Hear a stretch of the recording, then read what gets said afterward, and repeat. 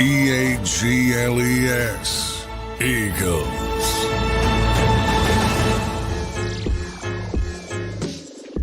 Welcome in, everybody, to the JAKIB Postgame Show. The Philadelphia Eagles get the win today and move to 5-2 on the season. A 37-17 blowout. Second half domination is my first takeaway. I'm your host, Zander Krause, here on the JAKIB Postgame Show. That's Dan Sileo, host of the National Football Show, 1987 national champion, former NFL player. We'll be joined by John McMullen in a second. Big Sills, that's a big win today, my man. What's your first takeaway as I come to you before we get John in here? Love the fact they ran the ball more than they threw it. They were effective throwing the ball, but once again, I mean, this came down to playing 2022 football. When Jalen Hurts looks like 2022, this is what makes him the effective player that he is. I mean, look at the numbers again across the board. This is 3 straight games now that they've run the football more than they've thrown it. 20 attempts, 16 of 20, opened up the passing game. Hey, by the way, I mean, the real takeaway from this is not Hurts. The real takeaway is that defense is getting better and better and better. And what it did was today, against a really good high-powered offense, it really gave you a sense of where that defense is starting to grow. I'll tell you this, man. That kid, Cooper DeJean, in my opinion, okay, Cooper DeJean, he has shown me more in the last 3 weeks than I've seen all year of Quinyon Mitchell. He's a hitter. He runs to the ball. I mean, he forces plays. That kid's a good-looking football player, dude. And to what someone just posted over here, this is another football game where the quarterback didn't turn the football over. So, again, by the way, Jalen Hurts outplayed Joe Burrow in this football game. Massively. And he had a better game than what Joe did. So, once again, I mean, you know, I've said this before to all of you, and I think I've even said it to John. Here's what that thing looked like again. It looked like 2022 at its finest. They were setting up the pass with the run. Hurts was effective running the football. Those passes were wide open. And I think this is one of those things that John said earlier in the week. This is one of those takeaway games where, hey, look, the quarterback played well. There's no doubt. And the running game, once again, almost 40 attempts. They've run the ball, if you think about it, the last 2 weeks, 80 times. They did exactly what I thought they wouldn't do in this game, and that was predominantly be a run football team in this game, and that's exactly what they did. They ran them off the field in this football game, and Hurts was absolutely effective. I mean, look at the 16 to 20, 80% completions, 236, a touchdown. Jalen Hurts had a tremendous game today. Let me get to John. John, welcome to the show, my friend. Your first takeaways after you watched the 37-17 blowout happen in this game in Cincinnati. A second half domination, I said. Johnny Mac, your first takeaway. Oh, man, they destroyed them. I'm rarely impressed. I'm very impressed by this team today. They just destroyed them. Cincinnati didn't know what to do, didn't know what was coming, couldn't defend the pass, couldn't defend the run, couldn't do anything. Bad decisions all over the place from the coaching staff. Just a really impressive performance. And I know everybody's going to talk about the offense, and the offense was great, but I'm more impressed by the defense, Me too. Especially after that start. Boy, they were tremendous. I think, 10-3 game. The first drive looked just what we all feared. Huge completion percentage, just going down the field. And then they just locked it down and played really impressive football. A couple big plays here and there, but even the turnovers started to come late. Great play by Isaiah Rodgers, deflecting the football. Zach Bond with the forced fumble late. Only a perfect example, only had 1 sack in the game, but who cares? I mean, they were swarming all over the place. They made everything difficult. The 4th down stop, Cooper DeJean on Jamar Chase. Just everything about this team. And Jalen Hurts got hot late. I thought that the Bengals secondary couldn't cover A.J. Brown, Devontae Smith. That turned out to be true. They finally got to it, probably a little bit too late. And then that's exactly the way. That's what the Eagles envisioned. Get the lead and let Saquon close it out. And that's exactly what happened. And now the first ever win in Cincinnati. So next time you have Merrill on, tell him to calm down, Dan. It had nothing to do. Nick Sirianni had no idea. And they win in Cincinnati. Just impressive. Everything about it was impressive. No doubt about it. A very impressive. Let me ask you about Calcaterra real quick here. Is there some Zach Ertz in that kid when it comes to catching? Well, I don't want to go that far. I'm not going to compare the kid's career. You're burying the lead, my friend. You're burying the lead. I'm talking about a kid. No, he had a good game. He had a good game. It was had the skill set like that where he's really good hands and maybe not the best blocker, John. I mean, again, I'm not comparing ability. I'm comparing skill set here. Do you see some of that here with the kid? Well, yeah, he's definitely a pass catcher first and not much of a blocker. And yeah, he's more athletic than I think people give him credit for. And look, when you're not paying attention to him because you're worried about AJ and Devontae, you saw there were a couple wide open. And it's good to see Jalen get him the football. Sometimes we talk about, does Jalen trust these non-starters? We know he trusts AJ. We know he trusts Devontae, Dallas Goedert. But he's had a difficult time trusting the other guys when they're forced to play. And he was able to do that today, and that's very helpful. He played a great game, 4 touchdowns when you think about Jalen Hurts. Boy, nothing not to like. Even Jake Elliott, going back to Cincinnati, Evan McPherson misses the 54-yarder. He makes the 49-yarder right down the middle. Everything impressive today. It's hard to come up with a negative, to be honest, unless you're the Bengals. Well, hey, John, no points in the first quarter. Still, well, who cares? I mean, that was the offense today. That wasn't the offense. Was moving the ball. That was by far. That was Burrow. They only had the one possession in the first quarter. That's by far their best first possession of the game. Hey, John, they had the ball 3 minutes in the first quarter. Well, yeah. Well, 10:04, and then they had it to rest. But and they scored. And they scored on their first drive. It ended up only being a field goal, but that's only because there was sort of a phantom holding call on Tyler Steen that really set it back. They were in the red zone, ready to take that in, and they got the phantom holding call, but had to settle for a field goal. So that was their best. Even that was their best first possession of the season. In the second half, I mean, they took the ball. They just dominated everything they did. It was touchdown, field goal. They had four out of 5 touchdown drives, and the other one was a field goal. How many punts, John? Braden, he had 1, I believe, in the first half. All right, well, let me jump in here because I want to get this thing on. We're going to talk about defense. We're going to talk about the regime. We're going to talk about it all. But let's not bury the lead here. We got to talk about Jalen Hurts, quarterback 1 today. He played tremendous. The stats, 16 of 20, 236 and a touchdown. He took 0 sacks. Really, the only negative part about Jalen's game today was the throw in the flat, which I'm not going to make a big deal about. What a game for him. Look, I've been critical. I've been calling for him to come out.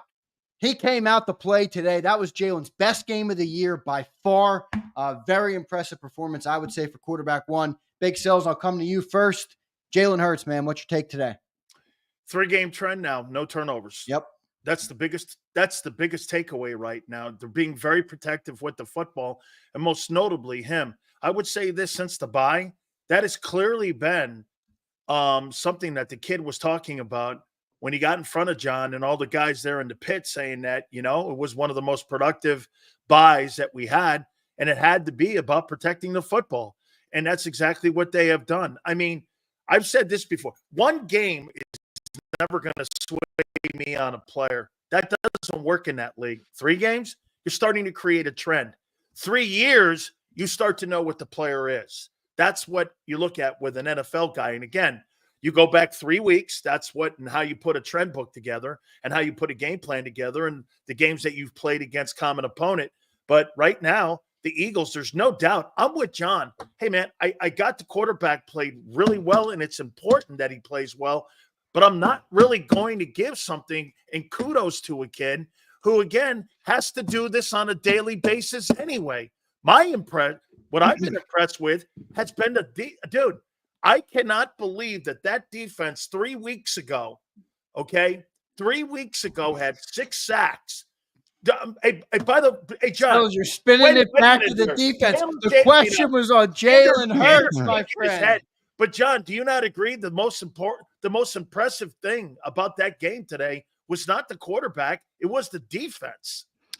Well, the offense was great. But I think everybody's going to talk about the offense, and hey, that's great, rightfully so. But I think the defense was just as good. And that's what you want. I mean, you want that complementary football, and you want that balance between both aspects. And this is the first time they've been able to do it pretty consistently. In a meaningful type situation. They played obviously very good against the New York Giants, but I think we all looked at that and said, well, what does it really mean? And even though it was 28-3, there was not much relevance. I don't think Jalen Hurts played very well in that game. So this game, you have a better opponent. You have the quarterback playing well. You have the running game. And you have the defense. For the first time, you say this is pretty complete, and a pretty dominant, especially in the second half. Just a flat out dominant performance to the point Cincinnati didn't know what to do, and that's perfect. That's exactly what you want. Fourth quarter, second straight fourth quarter. Today, I believe it was 18 plays. 14 runs. It was 14 runs because you had the game in hand and you could run it out. But even in that, the 4 passes you had, on the final touchdown drive, you had 3rd and 7 and Jalen Hurts to Devontae Smith for the first down. Over the middle, Johnny Mac. Yeah. You had about time. Yeah. And he did that to EJ a little bit. You had another short pass to Grant Calcaterra on 2nd and 10. Everything effective. And he looked like 22. Yeah, it looked like one of the best teams in football. Now, to Dan's point, it's one game. Can you do it consistently? You're coming back home to face a Jacksonville team that isn't very good. Are you gonna keep them in the game? How are you gonna perform in that game? Are they gonna get back to the consistent juggernaut they have been? I think they can. I still worry about more. I worry in a weird way. I worry about more of the offense than the defense because I think Vic's got them to the point that where we all projected they need to be. They're not going to be a top 5 defense, but they're going to be middle of the road. And they're going to be capable. If they play like they did today, they could be better than middle of the road. I mean, there's some dudes out there that are making some plays on defense now. Yeah, I mean, and that's why I'm most impressed by the defense and the consistency of the defense. They gave up 17 points to a Bengals team that got and I know T. Higgins wasn't out there, but you saw how effective they were on that first drive. Still ninth in points, John. They put up points. You know what I mean? I mean, that's a good offense. And they were moving the football at times, but whether it's fourth down mistakes or things like that, or late in the game, you're taking a shot to Jamar Chase and Isaiah Slay's not even on the field because that's a negative that he had to leave with a groin injury. And he's right there, and he makes a pass deflection right to GJ. I mentioned the strip by Zach Bond, little peanut punch out, and Nakobe Dean's right there. So they're starting to turn the football over. That's a positive. And Slade was talking about that to me during this week. He said, you have to earn the right. You always talk about earning the right as a pass rusher, the rush the passer, 3rd and long. Same thing with turnovers. You got to earn the right to get turnovers. Cincinnati in desperate situations, trying to make extra yardage, trying to take shots to get back in the game. That's when you get turnovers. And the Eagles were able to do it. Great stuff today from the offense. I'll stay on Jalen Hurts for a second because I think he answered a lot of narratives today. I mean, we talked about the throwing over the middle of the field. We talked about all the things from the pocket today. I thought he looked more comfortable, more calm, more. And John, and by the way, Brett Johnson, I forgot to mention Brett. Yeah, Brett did a great job today. Yeah, shut him up. Hey, but John, can I just get this out? Because we talked about last week after the win, and we're like, you can't be a ground and pound team. But isn't today a glimpse at what it can look like when you set it up with the run, you have a balanced offensive attack, Jalen makes the throws he needs to make, and now you have a 37-point outing versus the Bengals, and it all looks good. This is what I was talking about with the running game. I see you're going too far. Wait, man, it's building blocks. It's not a narrative. It's not a narrative. The new coordinator comes in, learning the new terminology. Get him up 4 to speed quarters slowly, is a narrative answer? You gotta be kidding me. That's the first I've ever heard of that 4 quarters answers a story on a football team. I didn't say it answers a story. It's another building block on 3 weeks. You just got through saying, hasn't he answered the question? No, he hasn't. No, he hasn't. Well, he was talking about 3 weeks of building blocks. He was talking about. Let me understand. Let me point to Zander's talking about the running game. So understand this game is 10-10 at halftime. The Eagles get the football in the 3rd quarter. All right, they run the ball twice in a row. Saquon Barkley for 3 yards, Saquon Barkley for 2 yards. 3rd and 5, Jalen Hurts to Devontae Smith, 15 yards. 1st and 10 at the 50, Jalen Hurts to Grant Calcaterra for 28 yards. Barkley, the running game for 1. Jalen Hurts over the middle to Jack Stoll, the play he got banged up on, for 6 yards. Then a nice little run by Barkley for 8 yards, and Jalen Hurts takes it himself for the touchdown.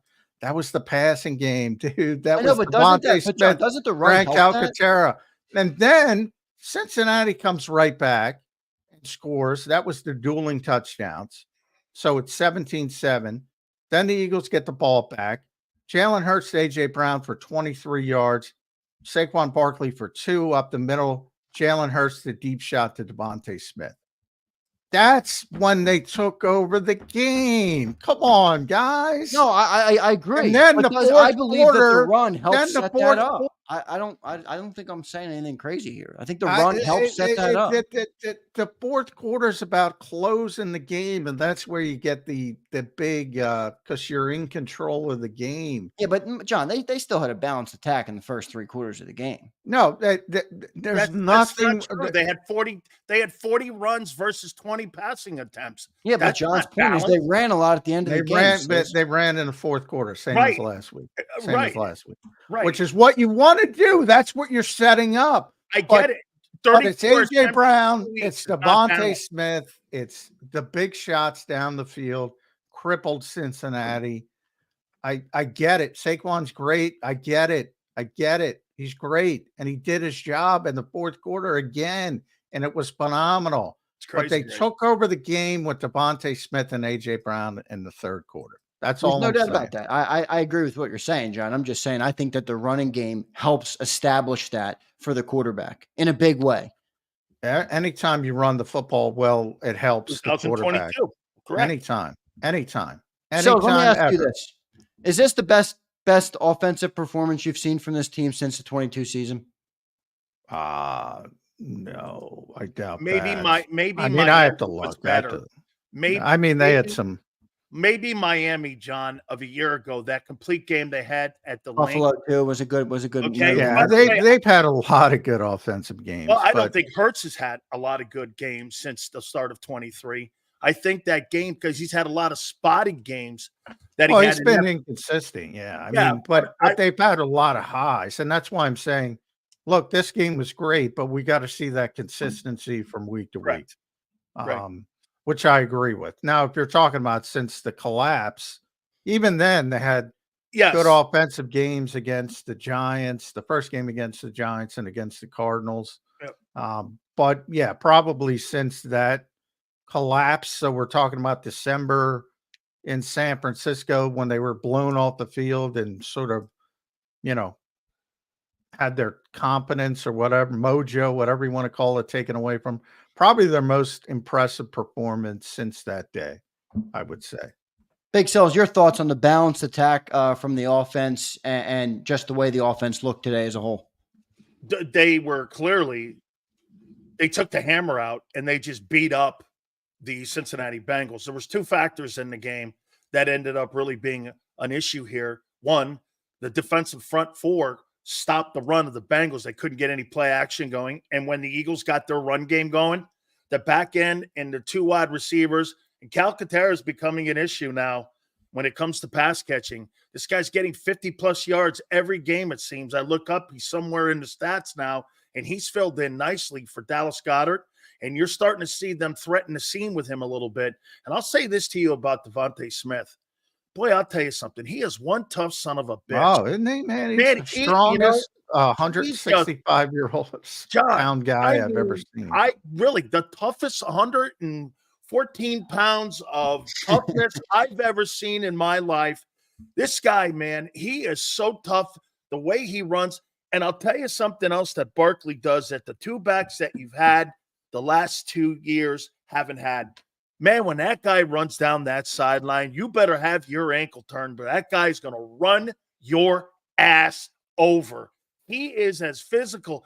John, you've been watching and covering the Eagles a hell of a lot longer than me, and you've seen Saquon Barkley a hell of a lot more than me.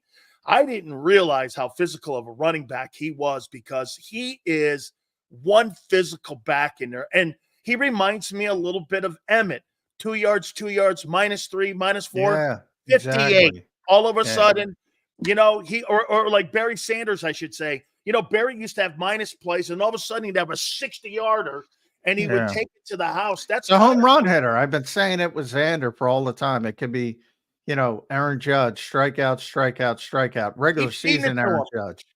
A home run. Feeding it to him, and not the World Series, Aaron. Not World Series. I'll tell you this, Zander, to go back to what we were commenting on, the three of us here on this. Look, man, the only thing I'm saying is by the way, that was Kellen Moore's best game plan that I've seen so far this year because he was on his screws today with the proper play calls. Did you see that ridiculous Zach Taylor played that flare pass that they threw out there on 4th down? Yeah, what are you trying to Cooper DeJean. Dude, well, how about third down before that? Like this, you're watching the play call going. What's the one thing the Eagles are doing a great job of today? That's pursuit to the ball. You don't want to throw a screen pass like that. It was great defense, shitty play call, more on the great defensive play. But I thought Kellen really had a good game. Now, for me, look, I want to see these games being put together. I want to see the play caller on the same page. I want to see all this. Look, there's no doubt I'm not going to dismiss the fact that that's a high-powered offense, albeit maybe with a little bit of a checkup needing because there was no T. Higgins in there. But still, you saw that first play drive, man, 17 plays right down your face, man. They did a nice job at rallying. I think Vic did a good job. I think the coordinators had a good game. I mean, that's a great building block to head into the second half of the season here. No doubt about it. Let's get into the defense. And I will say, the thing by the way, thanks everybody in the chat. We got a big crowd in here right now. Appreciate each and every one of you. All the super chats will be read. Just got to get through some of these topics with John and Dan, and they will all be addressed before the show ends. We appreciate each and every one of you guys. Smash that like button. As far as Jalen Hurts, my final comments on him are, look, if I'm going to criticize him when he has bad days, I'm going to give him his flowers when he has an elite performance. I thought he had a great performance today. He easily iced that game. How about that deep shot? And John, John, just to your point, Sil said Kellen had a great game plan. I agree. Jalen executed it perfectly today, and that makes the game plan look a lot better when the execution is there. Great stuff from Jalen Hurts today. A very good performance. That's now 3 in a row. for Jalen. Turnover-free football, good football, getting back to his form. Let's move into that defense. Cooper DeJean, guys, he stands out to me. He really, even on the plays that he gets beat, he stands out to me like a sore thumb in a good way, in a very good way. John, I'll come to you first here. Defensively, what'd you like today? First of all, Vic waited way too long on Cooper DeJean. Yeah. I'm sorry. I don't care that he missed 20 days in training camp. I don't give give me a break. It doesn't take 4 weeks to speed up, especially a guy who's got a high football IQ like he does. And then I forget, we have that one viewer on the morning show who's constantly, saying about people don't realize how athletic Cooper DeJean is. Oh my God. It is absurd. He's more athletic than Quinyon Mitchell, man. He's just maybe not way more. He's way just more. I shouldn't Quinyon's, but yeah, Cooper's and because he's a white guy, let's be honest, people don't believe it. But you see it. Yeah, it's rare, but that's what he is. And I always bring up Kent Lee Platt, who does the great job when you talk about the combine and just the athletic ability of the various players. And this goes back to 1987. So 1987, 2,469 cornerbacks looked at from a measurables, trait standpoint, athleticism standpoint. Cooper DeJean is number 28 out of 2,469. Wow. It's unbelievable. He is he ran a 4.45 40. He's got a 38.5 vertical leap. He's got over 10 feet broad jump. He's just so explosive. And he's a natural sort of football player as well on top of it. So yeah, he's going to be around for a long time. Quinyon Mitchell's going to be around for a long time. And since they put Cooper, that's not the only reason, because chemistry is a part of it. But as soon as they put Cooper DeJean in this defense, there's a marked difference. And I think it should be obvious to everybody. And that's Jamar Chase he's dealing with in the open field. So, yeah, that was a bad play call. And the third down before it was even worse when they telegraphed everybody hey, we're giving the ball to Zach Moss, who's got no explosion whatsoever. And the Eagles stopped the 3rd and 1 pretty easily, bringing up the 4th down. Yeah, the Eagles won in all phases. They even won in coaching. Everybody hates the Eagles coaches. They destroyed Zach Taylor with the 4th down aggression. I was talking to Zander at halftime.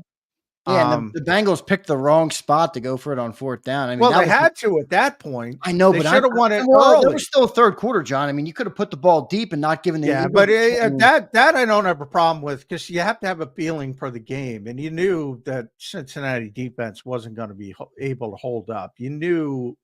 So I don't blame them for going for it. Yeah, I'm just saying I would have went reversed from what they did. I would have went for it down in the red zone, and I probably would have punted it deep there. And meanwhile, the Eagles go for it in the first half. They go for it on their own 39-yard line because they don't want to give up a possession, and they know they have the tush push, and they know they're going to get it. That's such an advantage that people ignore and complain about it. Cincinnati went for it, John, and didn't get it. Gave the Eagles a short field for their first touchdown heading into half. I was like, Hoss, why would you do something like that? I thought that was a mistake by them as they went into that half. I mean, going for the field goal, you should have punted it there, man. Don't give the Eagles when you know that they were. McPherson's a good kicker. He just missed it. But, 50. I think everyone looks at a 54-yarder now. 50-yard field, though, man. I mean, all they had to do was just get into field goal position. And I'm like, well, you're trusting. I don't have a problem with that, because you're trusting a good kicker. Typically, with a defense like that, though, you know that they weren't going to stop him, and you're 26th in defense. Well, it's got more to do with the confidence. I don't know. There's one guy I also want to give a flower to today on defense. How about that play from Isaiah Rodgers on the interception? on Yeah, that Jamar was great. Chase, Yeah. looks up, finds the football, easily deflects it away right into the hands of C.J. Gardner-Johnson. Nobody Now, questioned his cover skills. They questioned I his know, but toughness still, that was. on- I just want to on give the him. I ground. just want to give him credit. I thought that was a really, really good play. Oh, not an easy receiver to cover, by the way. That guy gives fits to the greatest cornerbacks. No, that in was the a league. great play. That was a let great alone play. bench. I thought Jamar quit a little bit on that too and didn't go up because I think he lost track of where the ball was, and I thought he thought the play was over because the deflection went right into CJ's hands. Yeah, it went right so I there. thought there was a little bit, but I'll say this to you, man. I got to, you guys mentioned all these dudes, but there is nobody that has been more harder on Nakobe Dean. But man, I don't know. I'm not gonna say it, but I'm gonna say it. This, John. I'm He's starting doing better. I'm starting to see a player here. Yeah. I'm Well, I starting. think Vic's I using think him Vic's better. had an impact on him. Um, I think Vic Fangio's had an impact on this guy. Well, he's letting him go downhill because that's what he does well. So I think he's figured out. All right, Does have a we knack need for making plays. He Yeah. really does. He's, Yeah. he's picking his Xander. You're now in a point where you're going like this. Okay, well, he is an NFL player. He can play. You can see it. Yeah, you can. Maybe more reps, continuing the reps. Now we have to see how he gets because he still struggles with covering people. Yeah, and like John says, every linebacker in the league. However, I'll tell struggles you with this: coverage. when it comes to filling a gap, and it comes to running to the ball, I don't know, John. Except Fred Warner, I'll say. No, but he's nothing like that. But I'll tell you what, from where he's come from, though, is where I'm at. no, to Xander's point, nobody can cover a linebacker in this league except Fred Warner. I say that. I mean, I go back to the opener, Kansas City. By the way, Cleveland beat Baltimore. Jameis Winston, you see what he did in there, man? He You turned get that even a offense competent quarterback. It's amazing. Unbelievable how what things Jameis can Holy change. mackerel. They beat it's one thing to beat a middle of the pack team. They beat the Ravens. I know. Oh, the Browns. That's to John's point, though, Xander, that every week I know, man. the NFL is up and down. You don't know. By the way, you know how most people talk about the NFL is the biggest flip-flop league in the history of sports, isn't it, John? 1 week, you'll swear to God the Ravens are the best team in the NFL. Then you turn around and the Ravens get beat by one of the worst rosters in the NFL. Yeah, that's what the league is, man. It's a flip-flop league. Yeah, and you'll see it every week. The Packers are all look at Minnesota. They went from 5-0. They're in third place. Detroit put up 52 today. They're the best team in the league. They're 6-1. The Packers held on to beat the Jaguars. They're 6-2. They haven't had their bye. The Vikings went from 5-0 to 5-2 in 2 weeks, to third place in 2 weeks. Yeah, impressive performance today. Birds get the win 37-17, a blowout, really. And guys, if you take them in the second half was what? It was 10-10 at halftime. So 27-7, the Eagles outscored the Bengals. Dominant performance. Just absolutely dominating performance. And Jalen Hurts, elite today. I'm giving him his credit. He was elite. He was elite today. Big Sills. All right, he was elite today. Sure, okay, I'm in. 16-20. Johnny was elite today. Whatever. All right, I'm on. 4 total touchdowns. The man. Hey, I'm with Zander. He had a great game today. He did. No, Can he do it consistently? That I'm not on board with. Yeah, I know. He had an elite day today, Zander. Hey, listen, it's building blocks. This is what we've kind of been talking about on the shows where you're stacking weeks. I know it didn't look like you wanted the 2 last week. I know it didn't look like you wanted the 2 weeks ago. But now you're building on what you have. No, I think that validates explosive offense come back out of this football team. Devontae Smith gets involved. A.J. Brown was involved today. Calcaterra was involved. He spread the ball around a little bit. He used the middle of the field. He stayed in the pocket. Jalen had a great day today. I agree with that. Jahan Dotson didn't get involved. No, he didn't. Jahan Dotson. Oh, I'm sorry, John. Dotson. No response on Jahan Dotson. I did see him out there occasionally.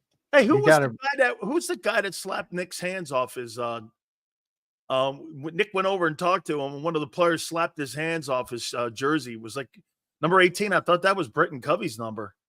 Yeah, it is. Yeah, I thought I saw a guy out there. I didn't see that. Yeah. So Believe me, I'm sure here. somebody in the Philly media will pick that up come Monday. I'm sure. Oh, it was Josh Sweat. That's right. No, it was Sweat. Sweaty's 19. Yeah. Yeah, it was Josh. So Nick Sirianni talked after the game, obviously, and the quote I'm getting from our man Brandon Lee Goutwin from Bleeding Green Nation. I think the identity of this football team is physical, is the word he used, and I love that word because I think that's the perfect fusion of what the fans want, whether they're right or wrong. And John, can I say a physical passing team? Does that work? Is that what the identity of this team could be? Physical passing team? I don't give a shit about it. John, you take that. You take that one, John. It's funny when Nick take that one. When Nick is telling the truth, he'll say, I don't know what identity is. You do what you do to win a game when he's telling the truth. When he's on and he knows, it's on WIP or something like that, then he starts to pander. Then Captain Pander comes out. I was pander on the pregame show, and that worked out pretty well. Captain Pander. Yeah, then he's the pander, as I like to call him, the panderer in chief. The guy who wears the Philly sweatshirts in Red October. The guy who's going to wear the Sixers shirts. I haven't heard this before. All right, if the Sixers can make the playoffs, that guy. So I've talked to him enough behind the scenes. He doesn't give a shit about identity. He wants to win the game. Yeah, and he's going to do what he does, and he proves this. Those are media words. Yeah, exactly. Those are media words. Really? I'll you guys think identity is immediate? Like you don't think there's God, you either are or you aren't. Sense in the locker room though of like this is who we are. This is what we're gonna do. We're gonna impose our will or whatever that identity is. You don't think that exists at all inside a locker room? You got tough players. You got tough players. If you don't, you don't. Yeah, that's your identity. Is your identity is the people in the room. Yeah, that's right. That's a media-driven thing and a fan-driven thing, but it's fan-driven because it's media-driven.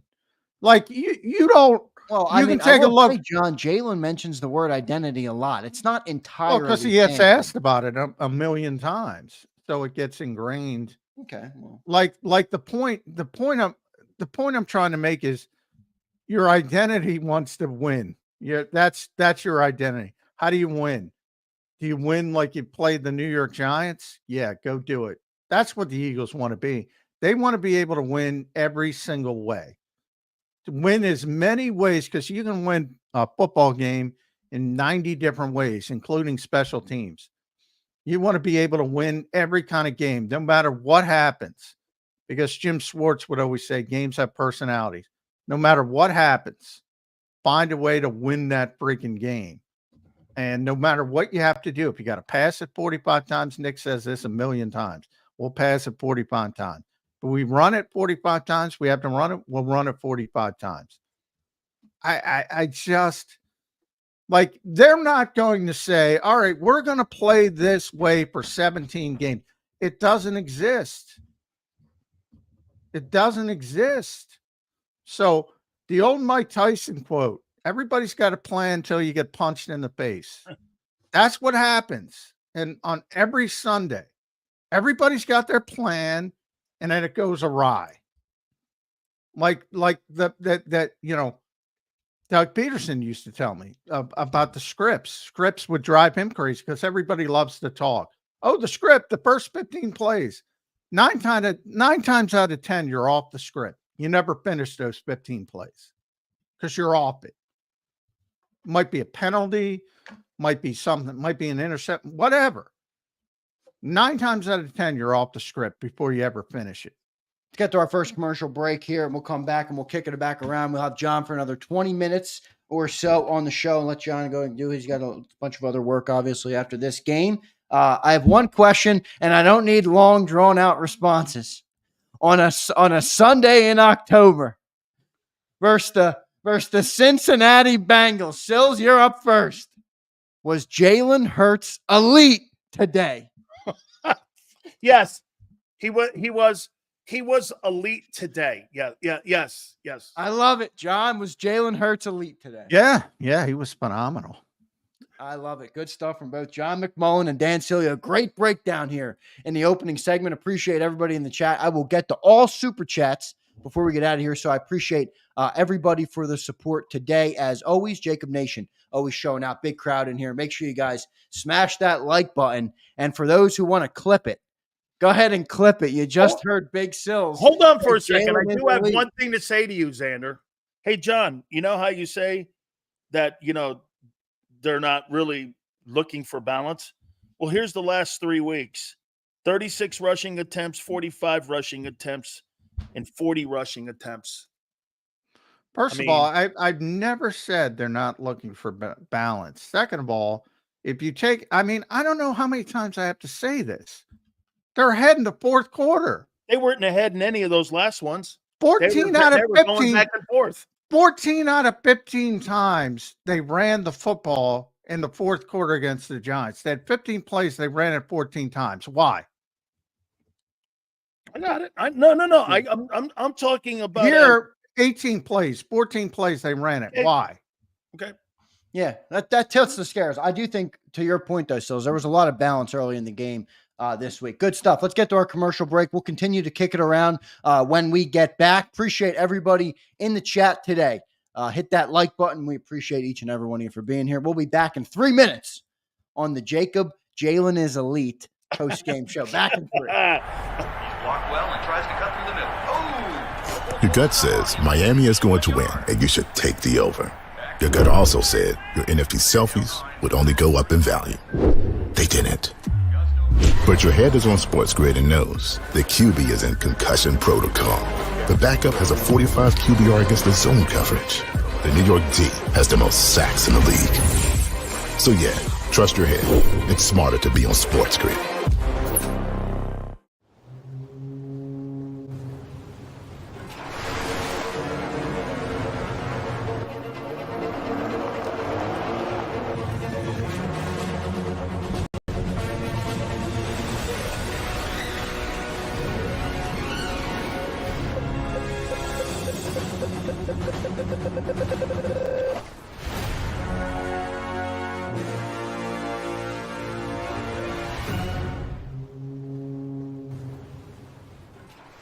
Score and save in southeastern PA and Delaware with Colony Pools this football season, and let the experts close your pool with a custom Merlin safety cover in green for the birds. And if you join our Winter Watch team, we'll give you another 20% off, and Colony Pools will handle it all. Keep your tiles on your pool, not in your pool. Fly with Colony right now, birds fans. Visit flywithcolony.com. I get scared sometimes. Of a lot of things. Joining in. Decisions. The dark. The dark. But I once heard someone say, But as I always say, it's okay to be afraid. as long as you face the fear. And keep moving forward. Wherever you are in life, count on the name trusted in insurance for over 80 years. Independence Blue Cross. Hi everybody, my name's Jason Lombardi. I'm an inspector at DryTech. At DryTech we offer 3 major services, the first one being basement waterproofing. The second service we offer is foundation and structural repairs. And then the third service that we offer is mold remediation. If you feel you are having a waterproofing issue, give DryTech a call or check us out online.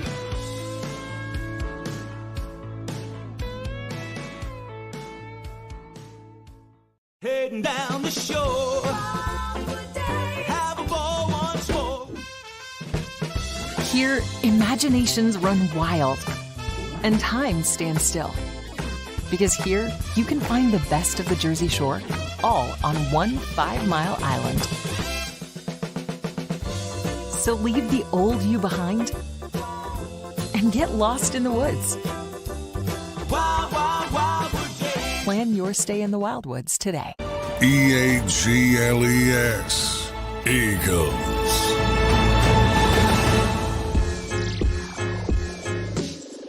Welcome back in, everybody, to the JAKIB Postgame Show here after a 37-17 Eagles win. They moved to 5-2 on the season, and who's counting? But that's 3 straight wins for the Philadelphia Eagles. I'm your host, Zander Krause, joined by Dan Sileo and John McMullen here on the post-game show. Guys, that's 3 straight wins, as I just mentioned.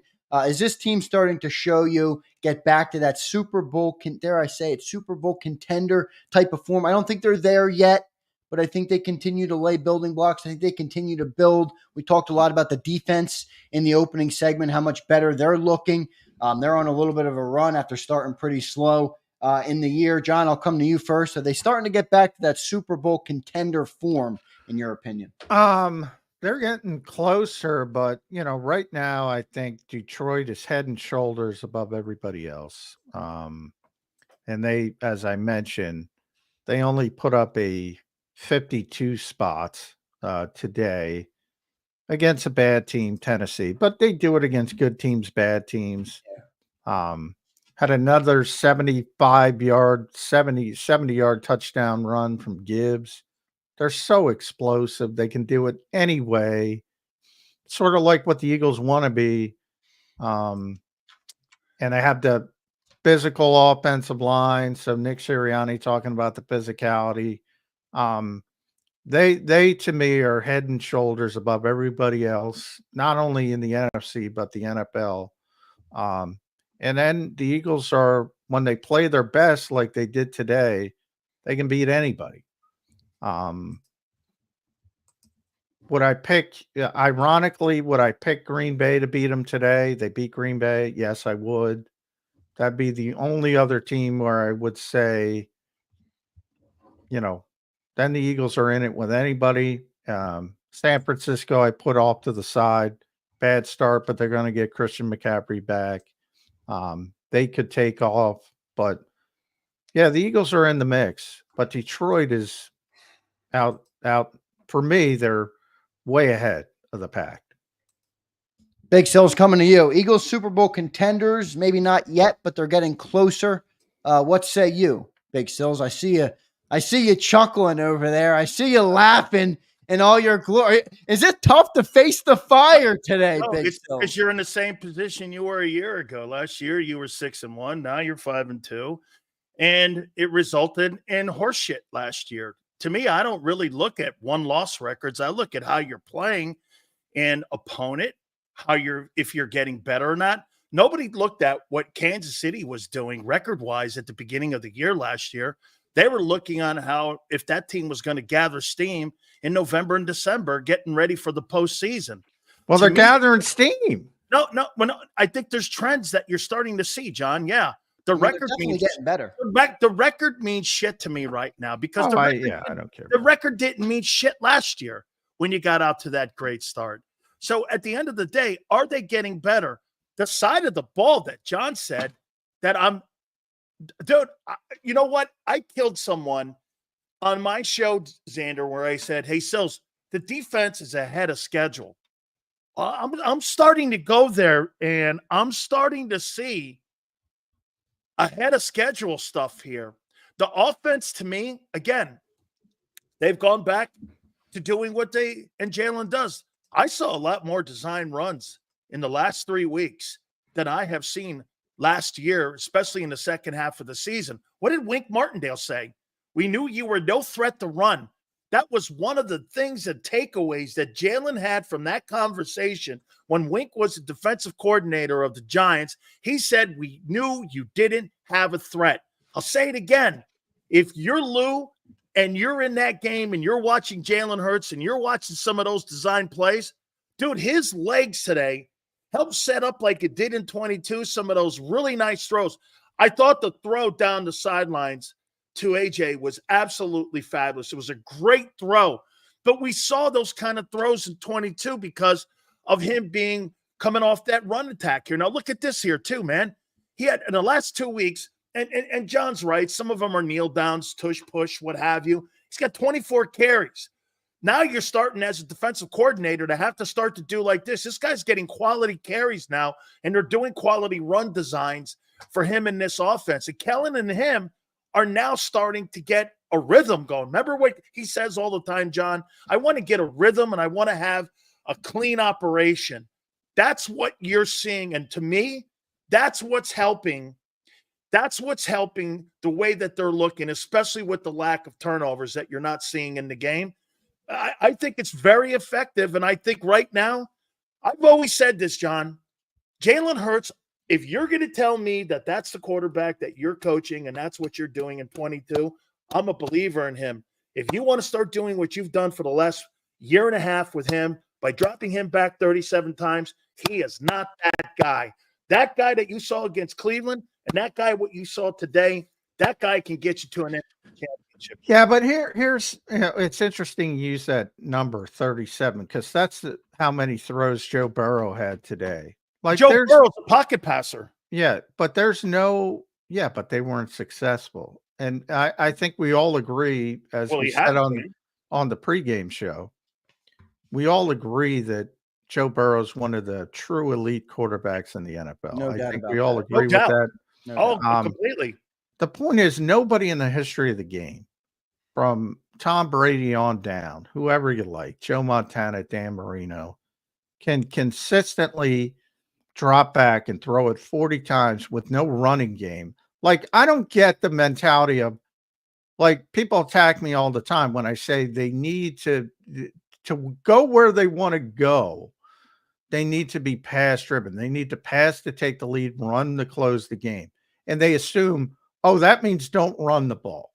No, it's baked in. You need an effective running game. Effective.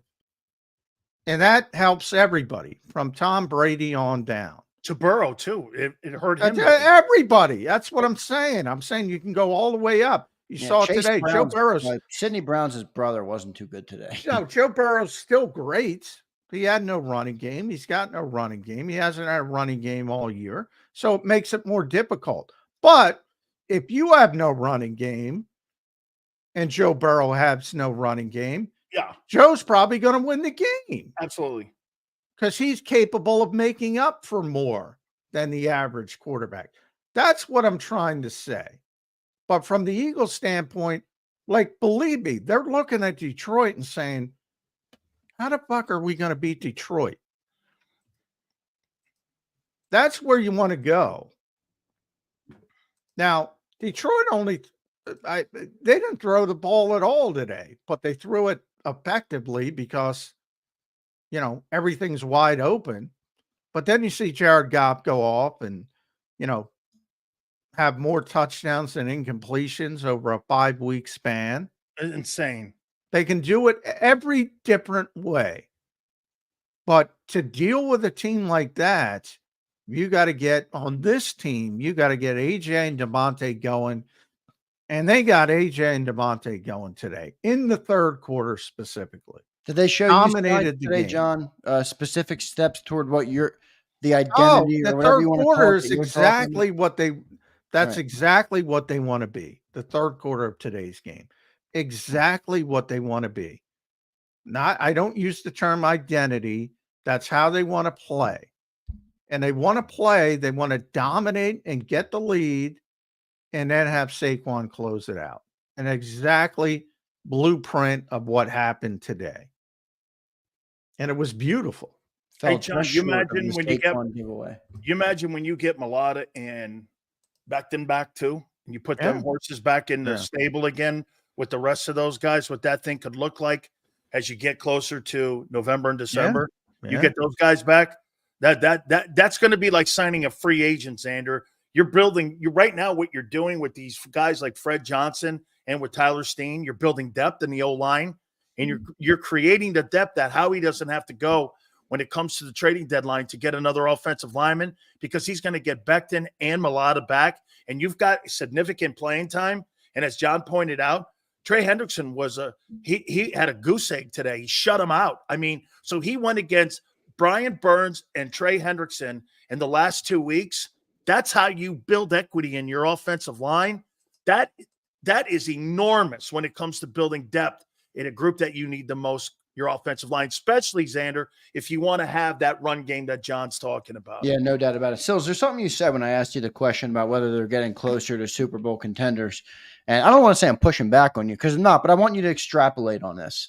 You know, you talk, and I appreciate your point about who cares about the record, right? I mean, they could collapse at any moment, but the things you said that you'd like to see, in my opinion, the Eagles are doing that. You said, how are they playing? Are they starting to play complementary football? Those things to me, at least in my view, from how I see the game, are starting to come to fruition. I think you're have a more balanced attack. There's more complementary football. Young players on defense are stepping up. Jalen Hurts is finding some rhythm. 3 straight games, no turnovers. Saquon Barkley's running the ball well. I see the things that are telling me this team is getting closer to that Super Bowl contender form. Do you agree or disagree with that? No, I think the last 12 quarters have started to show that. There's no question. We're talking 12 quarters. Yeah. Got to be more. Quarters. I agree. But okay. And for me, it's when we talk the way we're talking, you don't talk about championship football teams like that from where you were, where you're going, and you're looking at new signs and you're looking at consistency. Detroit, as John said, has been consistent all year. They've been playing that way, even in the loss against the Bucs. They've been playing this way the entire year. Great football teams play like that the entire time. Hey, look, you talk about that word identity, Zander. Well, one of the things that you say about Baltimore wins and loses like Baltimore does. They either run it, they throw when it comes to percentage passes. That's how they win and lose games. They're not going to deviate off of anything else. That's who they are. That's who the guys they have in the room. That's the coaching they have in the building.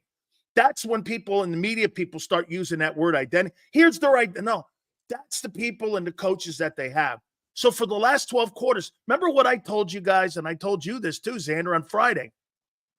The last 2 weeks, John and I were like, hey, but a game like this starts to validate those last 8 quarters because you're seeing the same characteristics being played out in this game against Cincinnati, and the opponent's not starting to matter.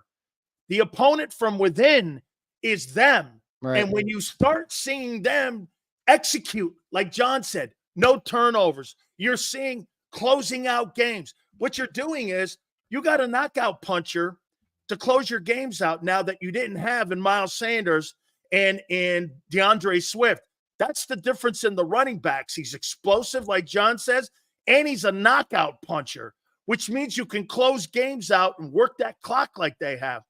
They have a lot of things here. But again, 12 quarters of football, I'm not putting a flag up on anything right now until I see this football team get into November. When I see them in November, you'll know if you have a championship team or not. No doubt about it. No October Super Bowls from Big Sills. John, we're going to here's your October Super Bowl trophy here. You can take it home with you here. I'll take it. I'll take whatever I can get from I know you will. John, let me get your final thoughts here on this game. I mean, we're going to break it down a lot more tomorrow on Birds 365. So make sure everybody tunes in tomorrow morning, 8 to 10 a.m. We'll have Johnny Mack tomorrow morning, and we will break down this game. Eagles are 5-2 on the year. But, John, just your final thoughts on this game today. I thought it was a complete performance by this football team, but without clouding the question. Sorry about that. Your final thoughts on today's game? Yeah, I mean, when I think it was Jake's 49-yard field goal, and then it was 27-17, and the Bengals had the ball, and you said, all right, we'll see Joe Burrow, still plenty of time, 13 and a half minutes to go. He starts out, little 4-yard pass, then he gains 12, and you say, all right, here comes Cincinnati. They're going to make a run. Then that was the deep shot to Jamar Chase that was intercepted by CJ off a great play by Isaiah Rodgers. And then you said, wow, all right, they're in deep trouble, but what can they do defensively? And they felt helpless. And that's when they rolled out Ben Van Sumeren as the fullback. And you might have noticed that play. John, I like that play. You might have noticed it because they have to report him as eligible. 57's eligible. I like him in there. And then Barkley, big lead block. Barkley goes for 11 yards. Next play, big lead block by Ben. Barkley goes for 5 yards. Then -2 yards. They took Ben off the field. I'm not saying Ben. I like Ben, but That's not just the reason. And then it was Jalen Hurts slant to Devontae Smith. And that was the difference in the game. Jalen Hurts trusting himself because he trusts the receiver. He trusts AJ and Devontae. Throw the damn ball. They couldn't deal with those two guys. Could not deal with AJ Brown, Devontae Smith. Just trust them. And when he does that, good things happen. No doubt about it. Today was a good result after he did that. Johnny Mac, man, great stuff on the show today. We appreciate you doing He's it. elite today, John. What's that? What's that, Sills? John, he's elite today. He is elite. He is elite today. He is elite today. And as Zander pointed out, 3 consecutive weeks, I think he's generated 9 touchdowns, no interceptions.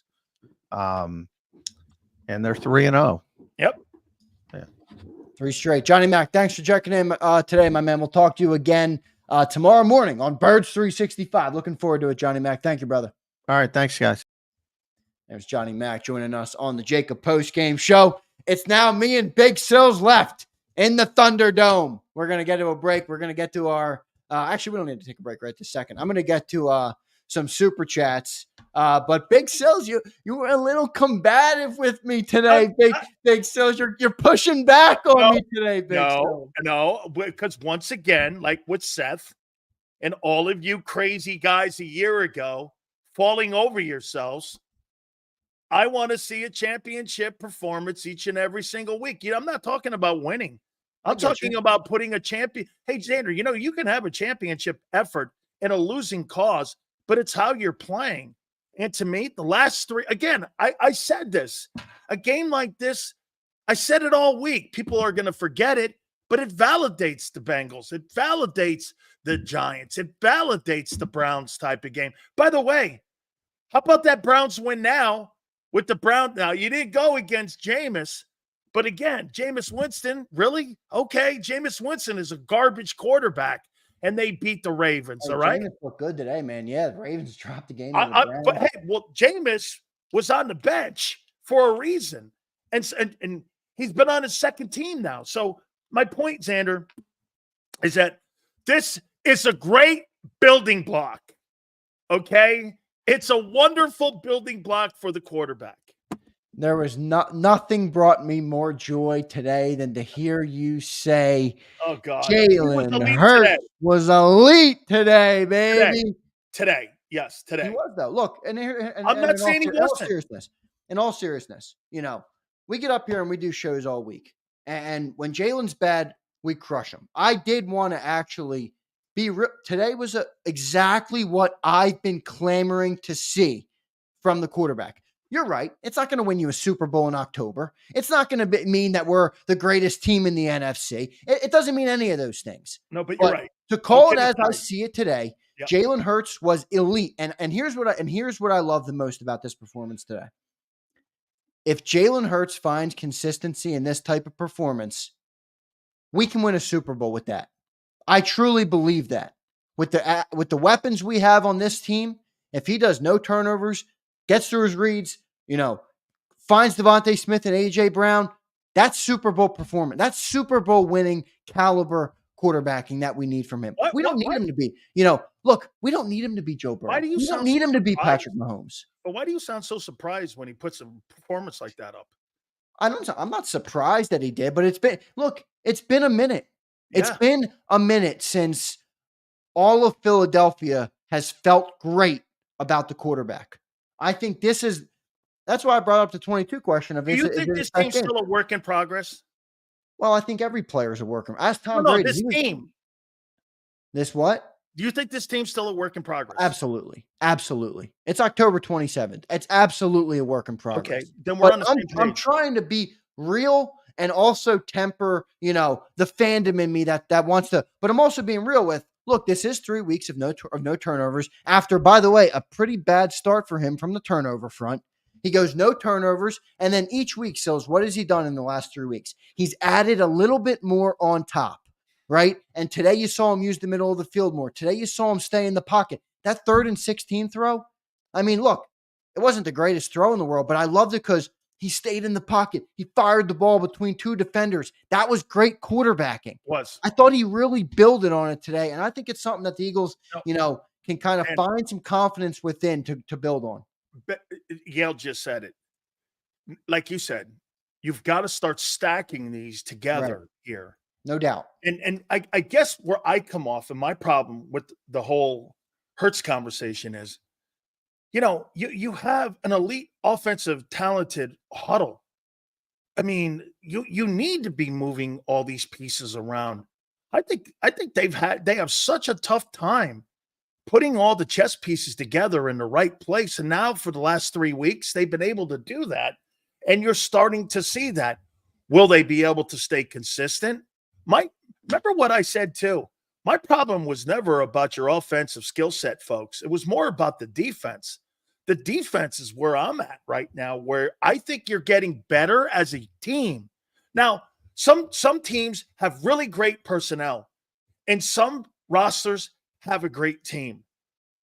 They're not a great team yet, but they're showing signs that they can be. And I'll tell you what's leading the charge: the youth. Yeah, man. Okay. The youth is really playing well, man. I'm telling you this, that's secondary. Isaiah Rodgers making that play, DeJean making plays, Quinyon Mitchell making plays, hell, even Reed Blankenship making plays back there. You're starting to see a young group of dudes back there. Hey, and Gardner Johnson earned a paycheck today. Yeah. I mean, you're seeing things back there. The linebacking core is getting better. Hey, Zach Bond, you can say whatever you want. I'm not calling him TJ Edwards, but I'll tell you what, he's here. What was his stat line again? He is a very competent linebacker. That's the best word I can use for him. He's a very efficient guy. Look at his numbers down here in what he's done by putting up these defensive numbers. I mean, you're starting to see a guy now at the top of the tackle chart. He had 12 tackles today, 8 solos. And get this, between your 2 interior linebackers, you had 21 total tackles today. That's getting it done, Jude. That's getting it done, Junior. That's how you do it right there, man. No doubt about it. Great stuff from Big Sills. We got over 1,100 on YouTube right now. Can I ask you guys to smash that like button for JAKIB Sports? Can we get the 500 likes? 500 likes, I think that's reasonable. With that's right. Zach Bond punched that football out, too. Yeah, man, that was a great play by Zach Bond. Good plays all around today for the Philadelphia Eagles. Thanks, everybody, in that chat. Big Sills, let's get to a couple super chats, man. Hopefully we can get those likes up. Vulnerable Vitality checks in. This one's for me.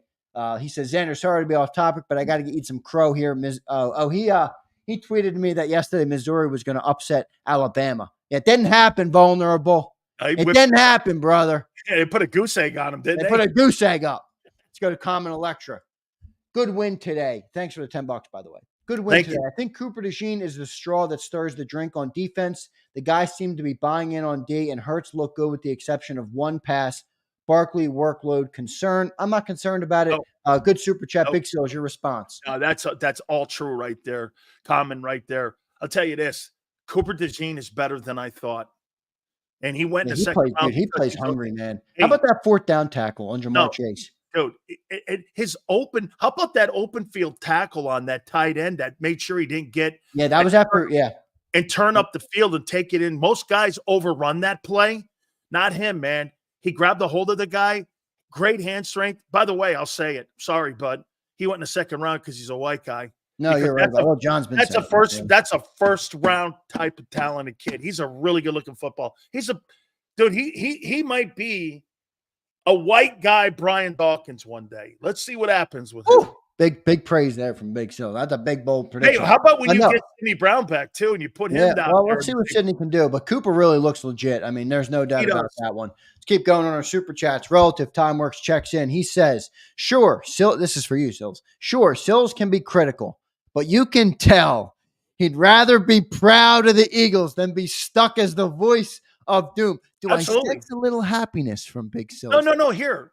Well, I tell everyone this all the time, and I see idiots in here saying that Sills hopes and he's disappointed that they won. How does that benefit my show Monday through Friday from 2 to 6 covering a shitty team? It doesn't. Nobody's over here wishing the Eagles to lose.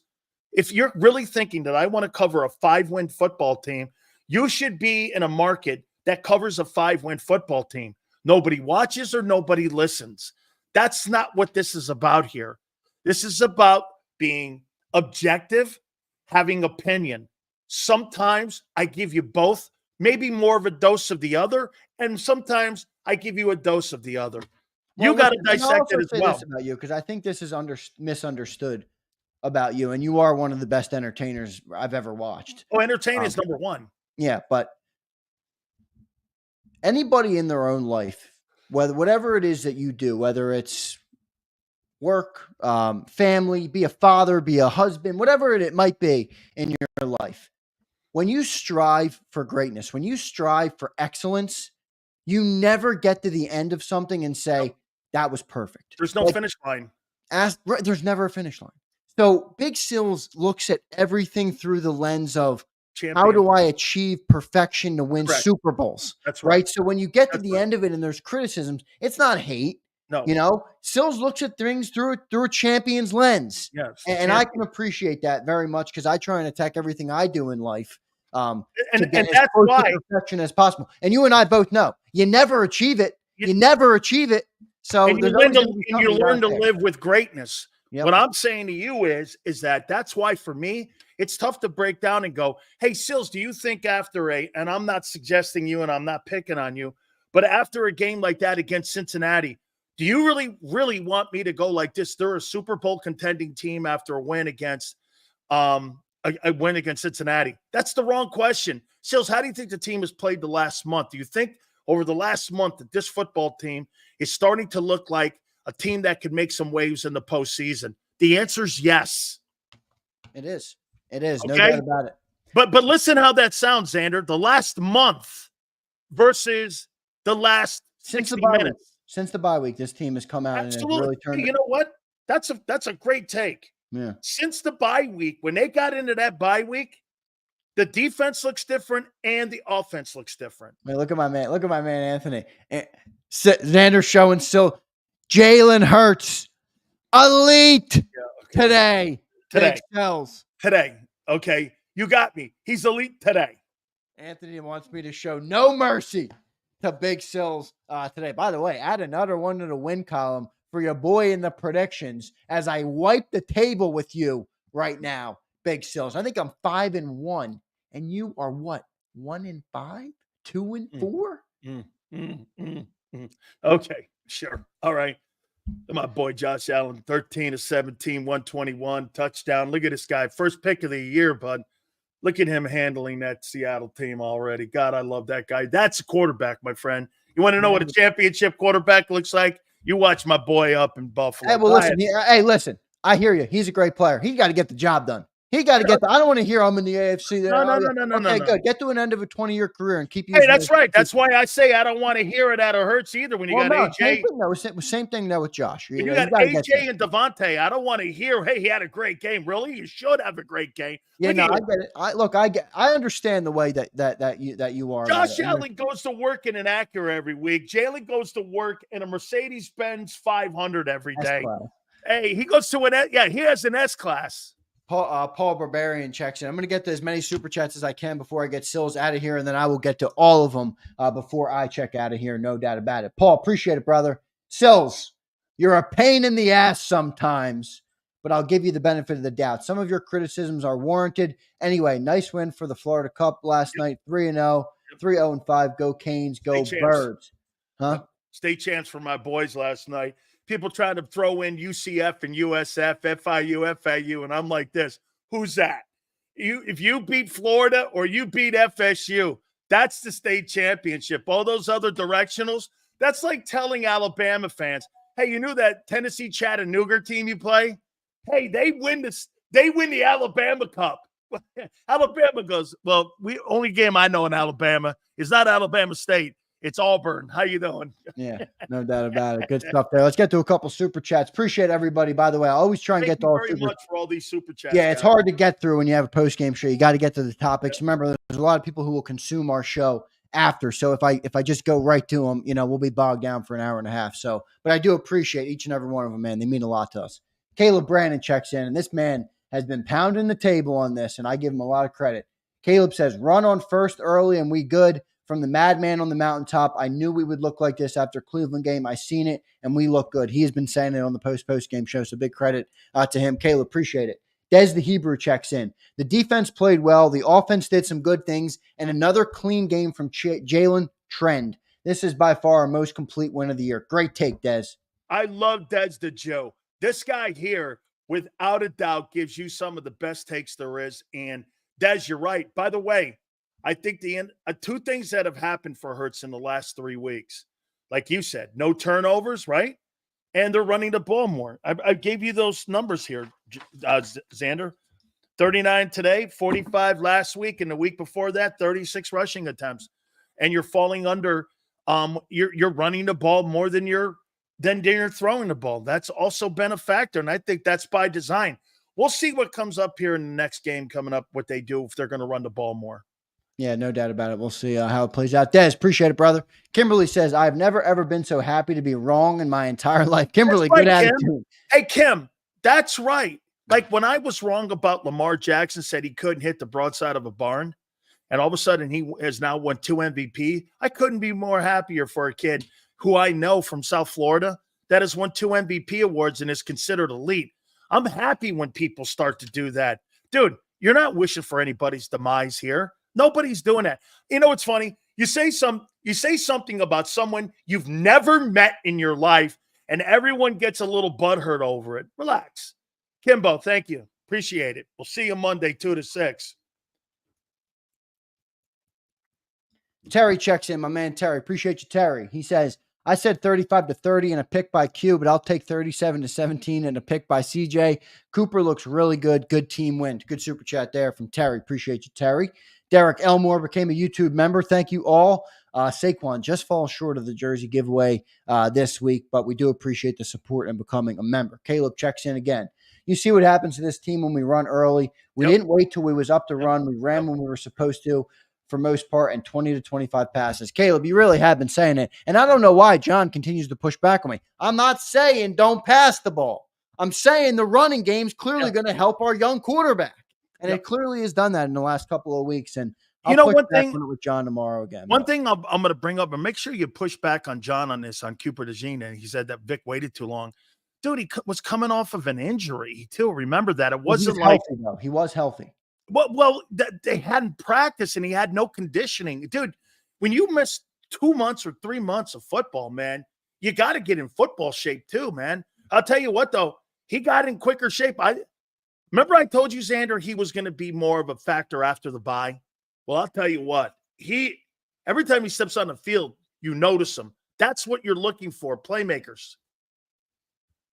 No doubt. Thank you, Caleb. We appreciate the super chat, my friend. Polska checks in. After this win, do you think we make a trade either for offense or defensive player? It's a good question. I don't think you're going to trade for an offensive player. Where are you adding to, Polska? So probably defensive if there's going to be a trade. But I wouldn't be surprised if Howie stayed put this year and kind of look, there's a lot of young guys playing right now. Do you want to keep them on the field and keep them getting those reps so that, like you said, ahead of schedule? Nolan Smith had a sack. Yeah, I mean, look, and so you know what I love about Nolan Smith? For all the criticisms I've given him and for all the criticisms he's rightfully taken, that dude never gives up on a play. Dude, he was pass rushing, and he got back downfield for the 28-yard gain the Bengals had through the air and made the tackle. Now, a player's going to have faults. He might not be the greatest pass rusher yet. I love that from a player because it shows you give a shit. It shows that you care, you give effort, you have hustle, you have drive, you have determination. Those are some of my favorite traits from a player, and I see that in Nolan Smith, and I'm a big fan of it. You're starting to see him get a little better each and every single week, like you said, with his effort level here. But I got to say something one more time here also, man. I mean, dude, where the hell was Jordan Davis? Yeah, as everybody else seems to improve on this defense, it seems like he is kind of falling into the abyss. I mean, I saw Carter out there wreaking havoc. I saw Jalen Carter in there. Carter was a problem. He was a problem in there for them. I mean, but I don't see him. I know it's hard for me to push back on you. I mean, I'd have to look at now. The one thing about Jordan, right, is his position is not a jump off the page kind of position, but they did a nice job on the run, though. Okay, so I mean, Yeah, Cincinnati was that going to. Bengals team couldn't run for crap. Clearly a massive problem again. There's no doubt that played a factor in Joe Burrow not being able to win this ball game was because they couldn't run the ball at all. They got a little bit going in the second half, but they really didn't have anything. Yeah, and the other guy that still doesn't look right is Bryce Huff. I mean, he looks. I saw a play. He looks okay. He looks okay. David Hatch says we're gay. Okay, David Hatch, appreciate you being there, my friend. Well, we are gay. We're very happy people. Thank you very much, David. Take the night off, cellophane head. Go ahead. Always Sunny says 132.5 QB rating for Hurts. I'm curious, is that good, Dan and John? I think he was pushing back on you two. Jesus criminy. Yeah, he was great today. Oh, my God. I love this. How many times can we get Big Steve to say Jalen was great He was really great today. Well, just wonderful, man. Awesome, man. Elizabeth checks in. 445. Appreciate everybody in the chat, man. Hit that like button. Means a lot for us. So thank you guys for all the likes on the show today. Big major ups to everybody in the chat. Major ups to you, Elizabeth, for keeping your eye on that. LOL Zander. Caleb checks in. They just refuse to realize that running early helps. In 22, we ran 50% of the time last year. And this year we was at 33% early. Caleb, it's crazy how it all, like from analytics team, you would think they would see this, right? No, they see it. They don't want to do it. Yeah, right. Because it goes against what they want to be. Well, it goes against the pay. It goes against the checkbook. Well, yeah, I think philosophy too, but definitely the checkbook. The Roman says, Hurts is a flawed quarterback with a clown coach, but his will to win covers a lot of inadequacies. That's a fair take, but I think I think he's covering some of those flaws with better play also. It's not just will to win. I mean, we talked about not throwing over the middle of the field. Still, he had 4 or 5 first downs over the middle of the field today. I mean, he had nearly 100 yards passing over the middle of the field. He absolutely did that. I mean, first time I saw him going across the middle, I said, holy cow. Then I saw the big tweet by Zander going, there's my boy going across the middle of the field. Look, I got to be real. I mean, I'll criticize the guy when he's bad and he's not reaching up. He was good today. He was great. That's why I'm giving him his credit. I'm giving him his credit because I believe he deserves it. I want to be fair. I'm not. I've got it. Hey, get this. Senor goes, proved Sills completely wrong. Today, elite. He did. What's his? Elite. What's his? Senor. Yeah, today he proved me wrong. Okay. Elite. Justin checks in. Justin, what, man? You, bro. I'm going to make sure I go back and somehow try to erase that word out of my face. Elite. Like you saying never. Justin Moore, appreciate you, bro. I don't know if I've ever seen you in the chat. Good to see a new face in here. Justin Moore says, if this team tries to go guns blazing, we will lose. Not Jalen's game. Some games will be productive in the air, but we need to be a run-first team. I would agree with that. I think Jalen's competent in the passing game when you give him that other stuff. Well, the last couple of weeks to turn this around have come from the run game. It's not come from the pass game.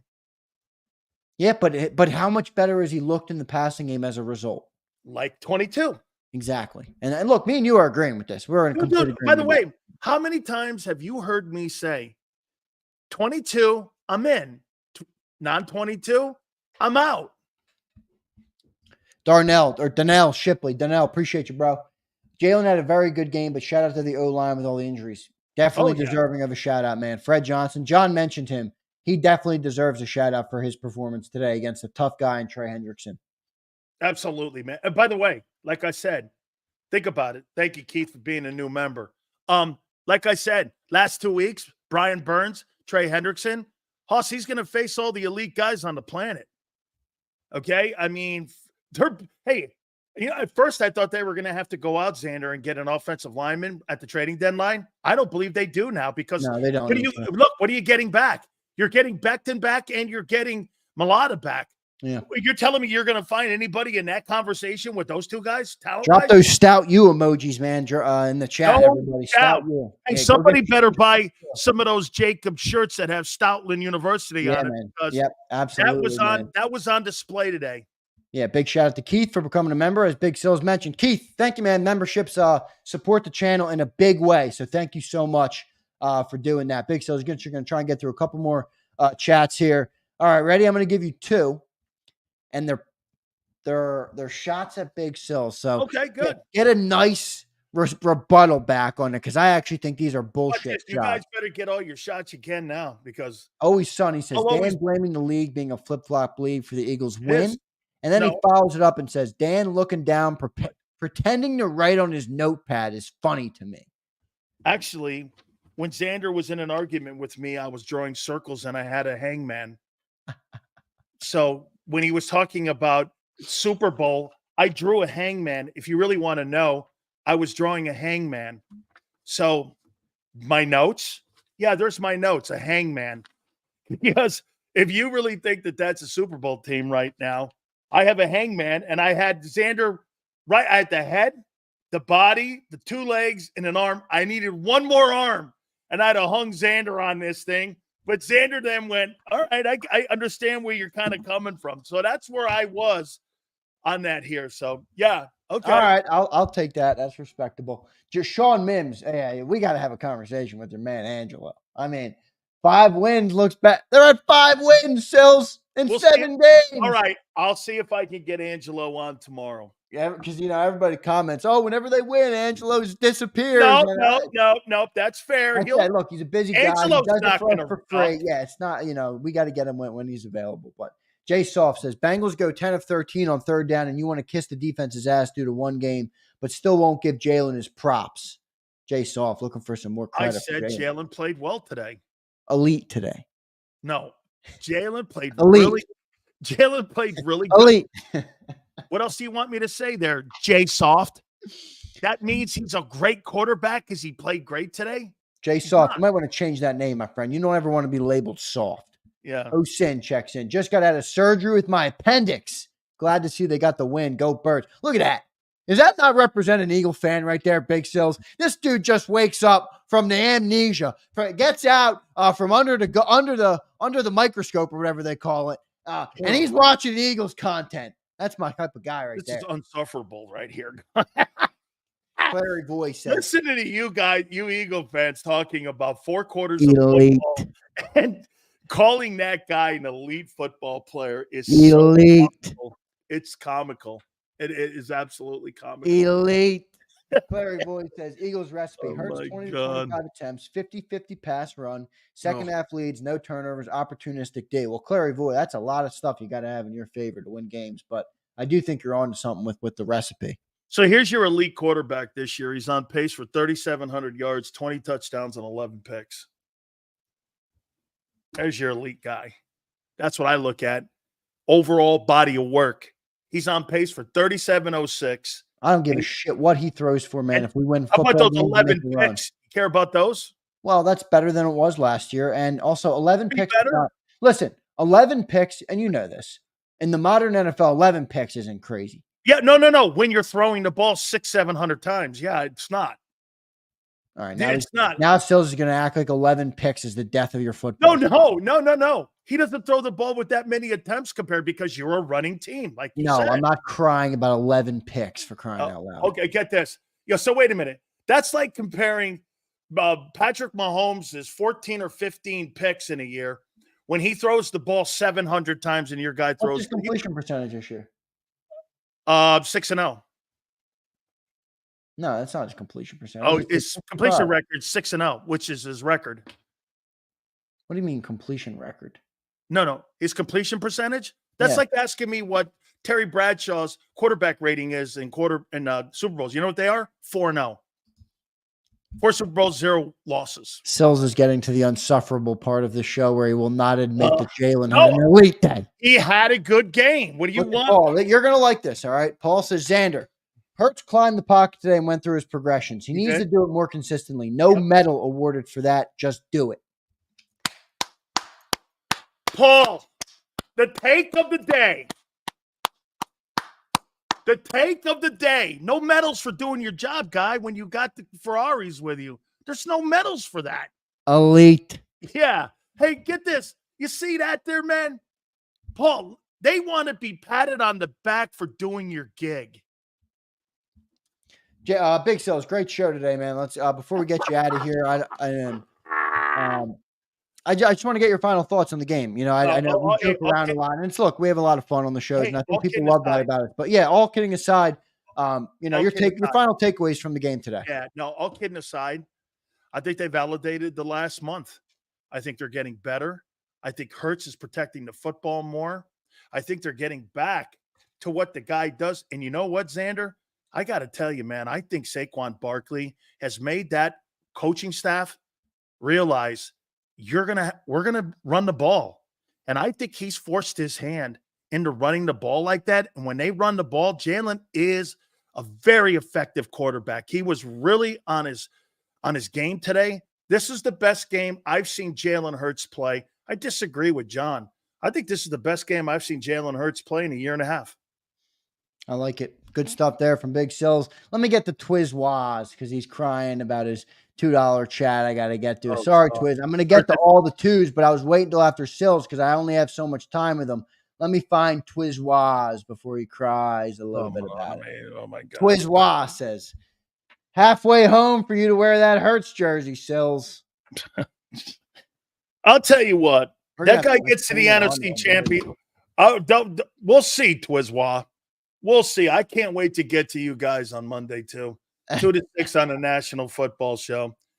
And by the way, I won't be getting a lot of sleep tonight because what I'll be doing is I'll be writing down all my critiques of everything, too, in a full blaze 4 hours. And I'm going to get Angelo on, and I will have Gary on. So make sure you buckle up because we're going to give you some of the only places where you don't see Pander Zander and you don't see some of these other guys come away from a 60-minute ball game going elite. I'll tell you what, it's been an up and down week for me. Now I'm ending the week with Pander Zander. All this week on the channel, you're a little silly. I know. Hater. You're wrong about AJ.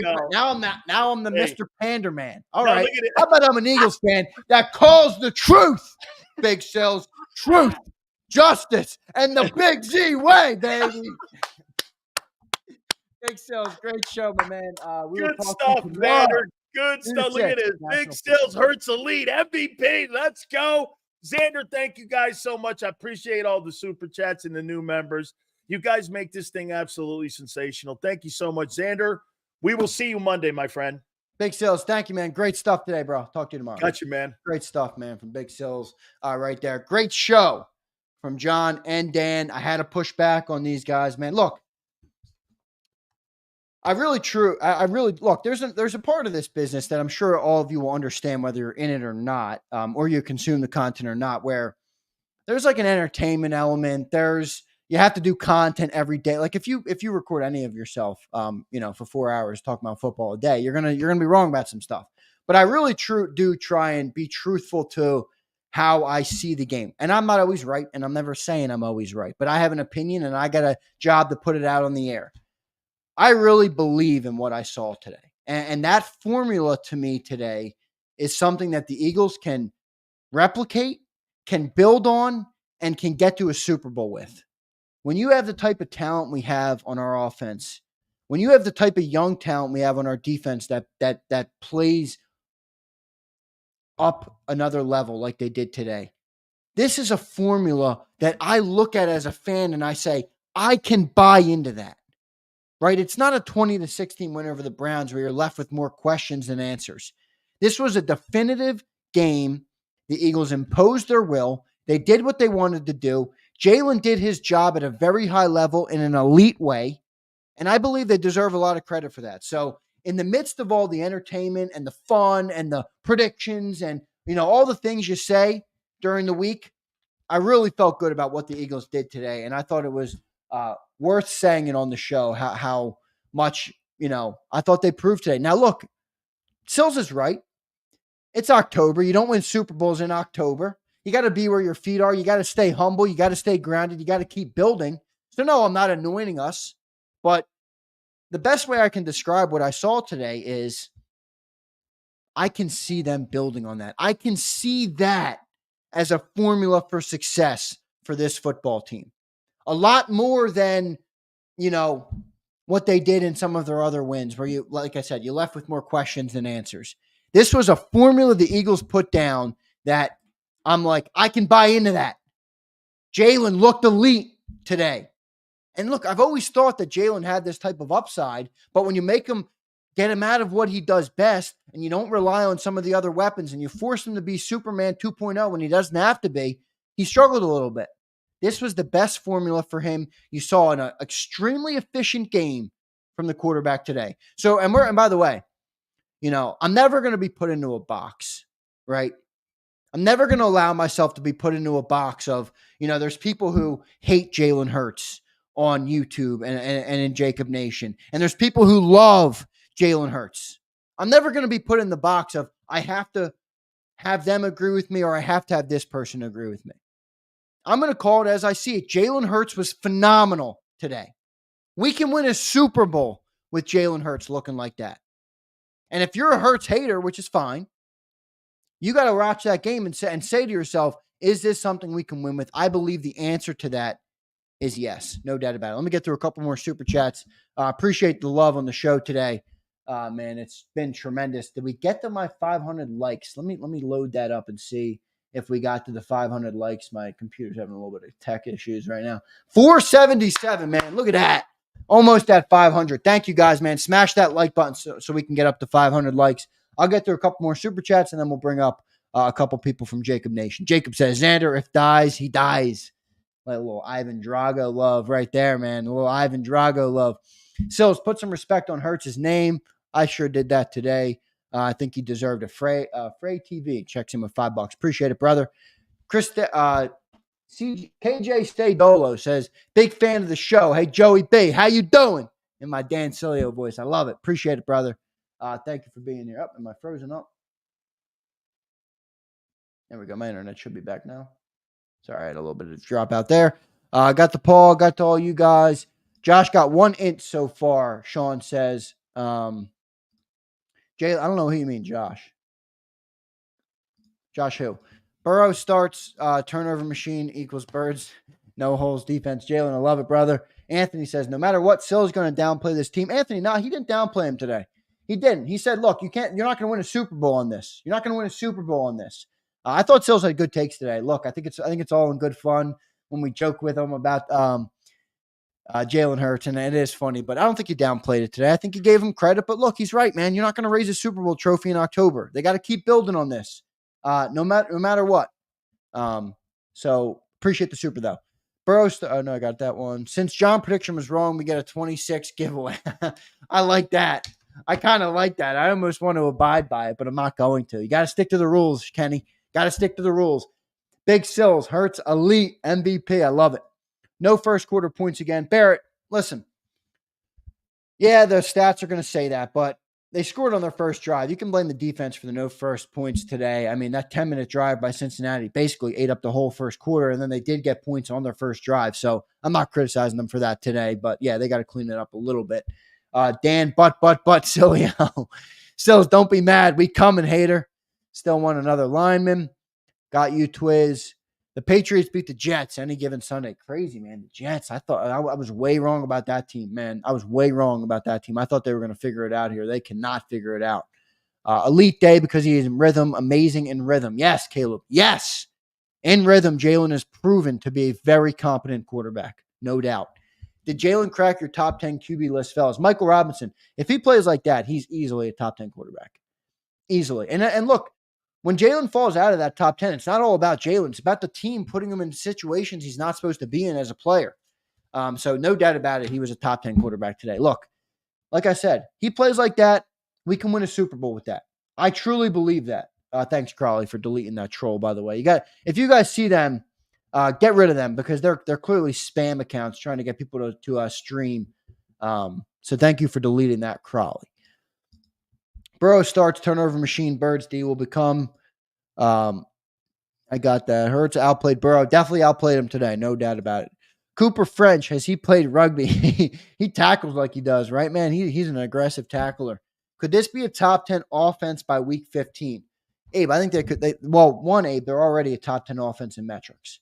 So got to call a spade a spade. They are already a top 10 offense. But there's no doubt they can be, I think, a top 5 offense, maybe even sooner if they continue to double down on this formula for winning. Wow, just like a baby. Oh, Sonny, you were crying a lot today, man. Caleb says, no, John, we ran early downs in fourth quarter. No doubt. Caleb, you've been spot on, my friend. I'm giving you the credit for that. Can I get an Eagles chant from you three? Always. They were never going to do that. But I'll give you one.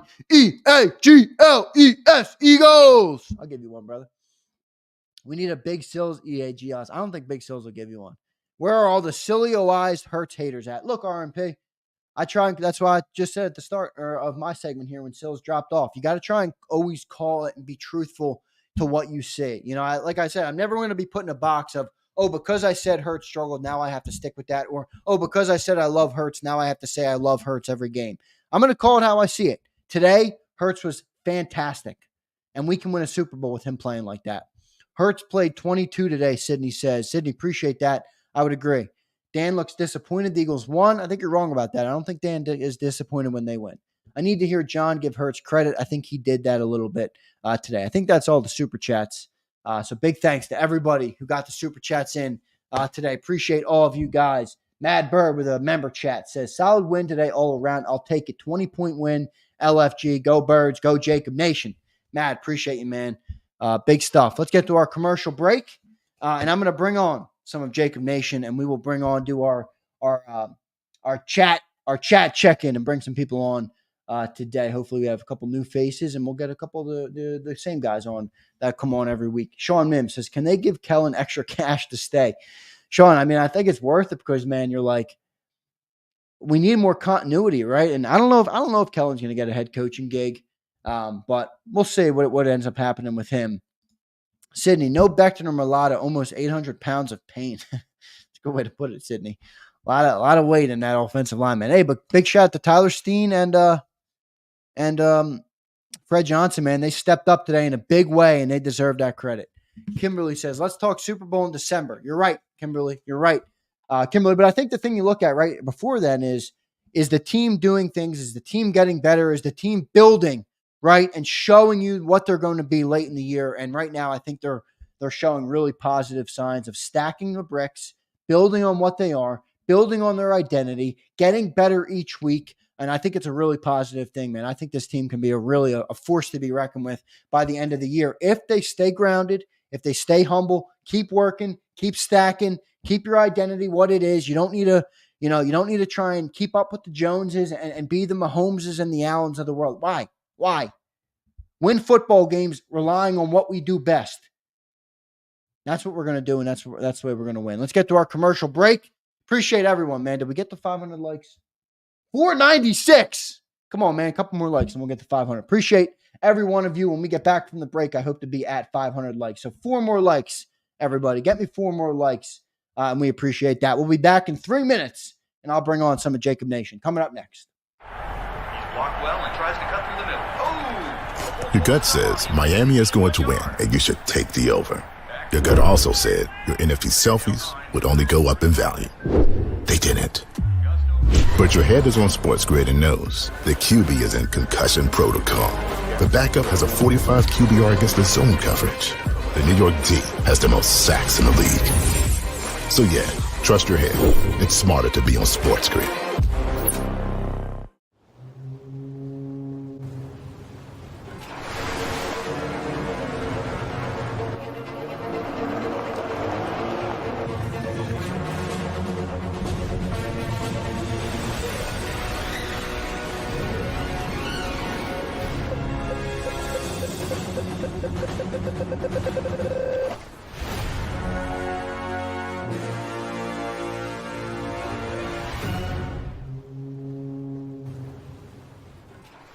Score and save at Southeastern PA and Delaware with Colony Pools this football season, and let the experts close your pool with a custom McMullen safety cover in green for the birds. And if you join our Winter Watch team, we'll give you another 20% off, and Colony Pools will handle it all. Keep your tiles on your pool, not in your pool. Fly with Colony right now, Birds fans. Visit flywithcolony.com. I get scared sometimes. Of a lot of things. Joining in. Decisions. The dark. The dark. But I once heard someone say, But as I always say, it's okay to be afraid. as long as you face the fear. And keep moving forward. Wherever you are in life, count on the name trusted in insurance for over 80 years. Independence Blue Cross. Hi everybody, my name's Jason Lombardi. I'm an inspector at DryTech. At DryTech we offer three major services, the first one being basement waterproofing. The second service we offer is foundation and structural repairs. And then the third service that we offer is mold remediation. If you feel you are having a waterproofing issue, give DryTech a call or check us out online.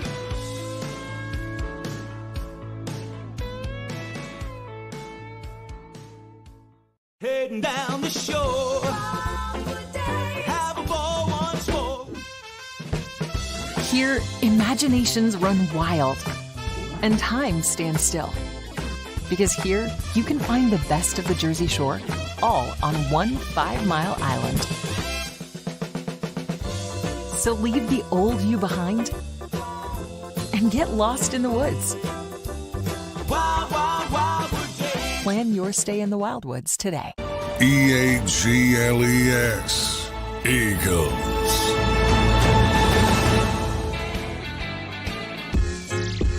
Hey, the wrong music there. My bad. Welcome back, everybody, to the JAKIB Postgame Show. This is now officially the Postgame Show, and we'll bring some people on from the chat. The great people who join us every single week. I see a couple checking in already, so we will get to you guys in a second. If you're in the green room, there's a couple of you in there, and if you're going to join the show, there's a couple differences that this week that I want you to do. Okay, I want you to have a question ready for me at the end of the interview. So if you're going to join, I got questions for you. You got to have one question for me at the end of the interview, and we'll end it with your question for me. So have that if you're going to join. I see a bunch of people in the green room. Have one question for me. Kimberly, I see you looking to get on. The link is there in the chat, so you got to click the link and join that way. So appreciate that. I got 25 minutes or so here to do some post-game interviews. Big thanks to everybody for getting us up over 500 likes. Birds moved to 5-2, everybody. 37-17 today. Blew out the Bengals. Jalen Hurts outplays Joe Burrow, one of the elite quarterbacks in the league. Jalen Hurts has an elite performance today. Let me read off some of the stats real quick from our guys. Sorry, let me load it up here. My computer's went a little haywire here last segment. Jalen Hurts, 16-20 today, 236 and a tutty. Saquon Barkley, 22 carries for 108 yards. Jalen Hurts, 10 carries, 37 yards. Thought he had some very effective runs today. Devontae Smith, 6 catches, 85 yards and a touchdown. What a throw that was, by the way. What a throw and catch on that Devontae Smith long touchdown. A.J. Brown, 5 catches, 84 yards, long of 29. That was a nice play there. Grant Calcaterra, 3 for 58, and then Jack Stoll and Saquon Barkley each had a catch, 6 yards and 3 yards, respectively. So pretty good numbers, man. I thought that the team really had a good balanced approach to the game today. 161 total rushing yards, 236 passing yards. And now I have a green room of about 30 people. So let me try and run through as many as I can. I'm probably not going to get to everybody, but I will get to as many of you as possible. Have that question ready. I'm going to go to my man, O-line guru, Caleb, coming up first. What's up, brother? How you doing on this big win, baby? What's up, man? How you doing? Good to see you, man. Look, is that the formula for winning or what, Caleb? Well, I said that was the formula weeks ago. I think that was the formula weeks ago, man. My only question was, will we continue with that formula? And we did. I don't mind us passing a little bit more. That was never the thing, as if we only have to run the ball. But I just knew the phase that we was in, we need to get back to 22 and expand from that. I don't mind us passing the ball a little bit more, but as of right now, I think we need to stay with that formula. Yeah, no doubt about it. Look, and by the way, the passing game's not an issue when you have that formula because Jalen Hurts has clearly proven when you take some of the pressure off him with the running game, he's a much more proficient passer. 16-20 today. And I didn't get to say this the other times, and I've been thinking I should have said it. The reason why I look like a madman harping on it, because it fixes more than just the issue of needing to run the ball.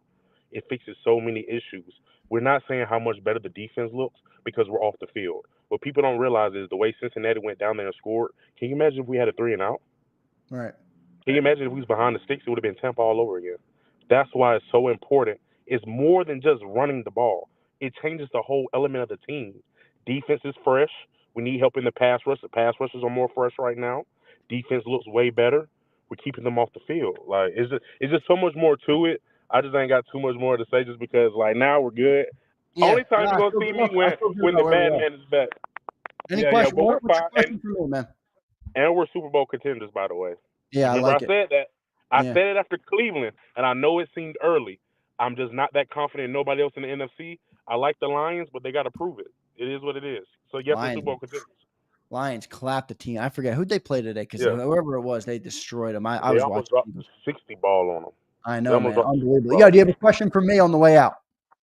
Yeah, man. So, how do you feel about us? And I know you were more connected.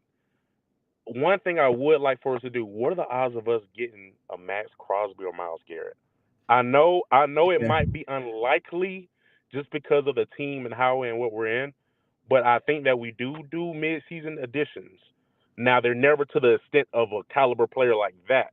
I know, What's and the that's going odds to take of a us lot, going man. for something like that? Now, I heard a report that the reason why we knew that we couldn't get Reddick is because we made a call to try to get Reddick, which lets me know that we are maybe interested in the edge rusher. Yeah, I don't know. What's The reason I don't think one of those two players is because teams don't just give up those guys. But at the end of the day, man, that's going to be a lot of picks, and I don't see how we depart with that many picks. Look, I'm with you though in the camp of if you're going to make a move, make it a big move. So I'd like to see him do that. But if I had to give you an answer, I'd say no. We're not going to go down that road.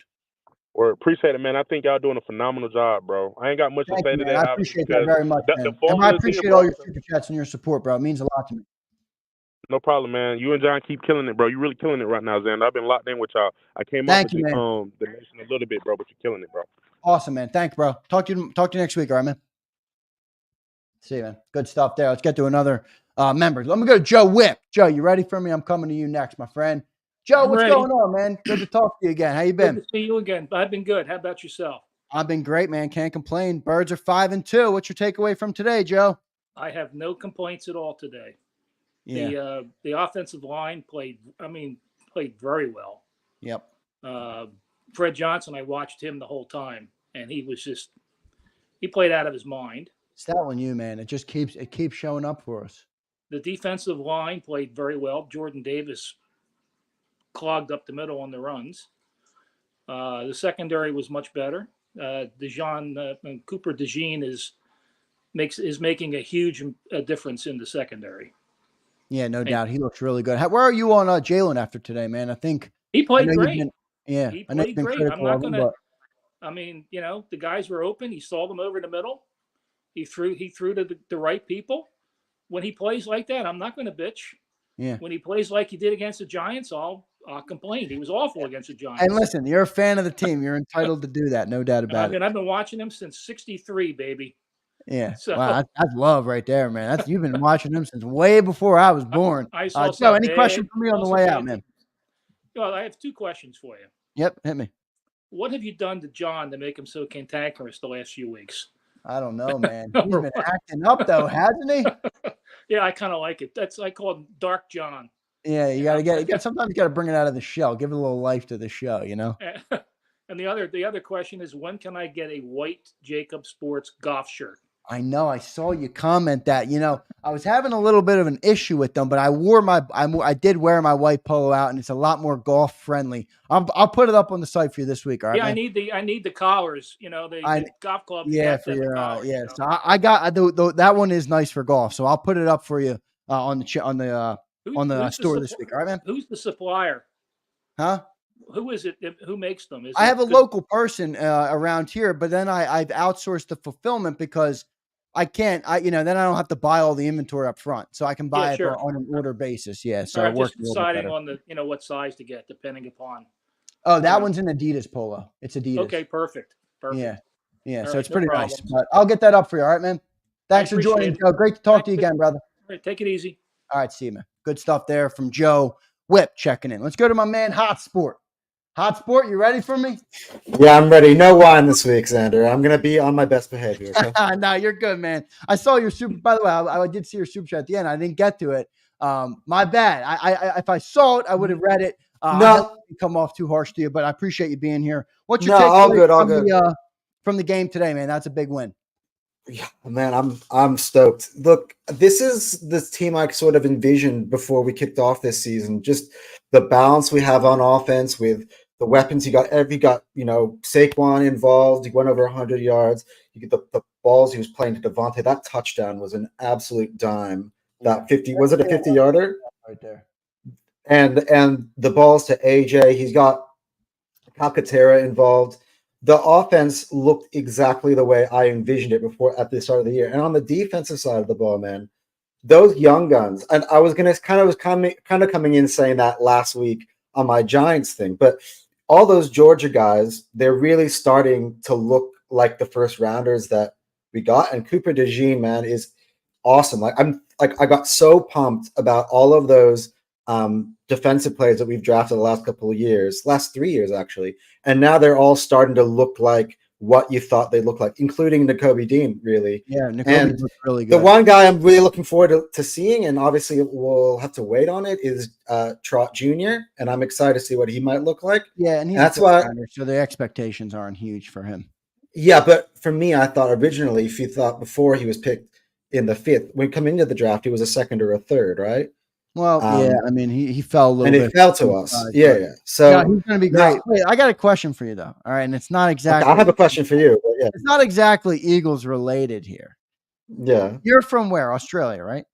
Yeah. Is that where you were born and raised? Okay, so what's your process for picking American sports teams? Because you got a Dodgers hat on. No, so I wasn't like, what's going on here, by the way? Okay, that's pretty much. So I have a British father, so I have obviously big affinity for Premier League soccer.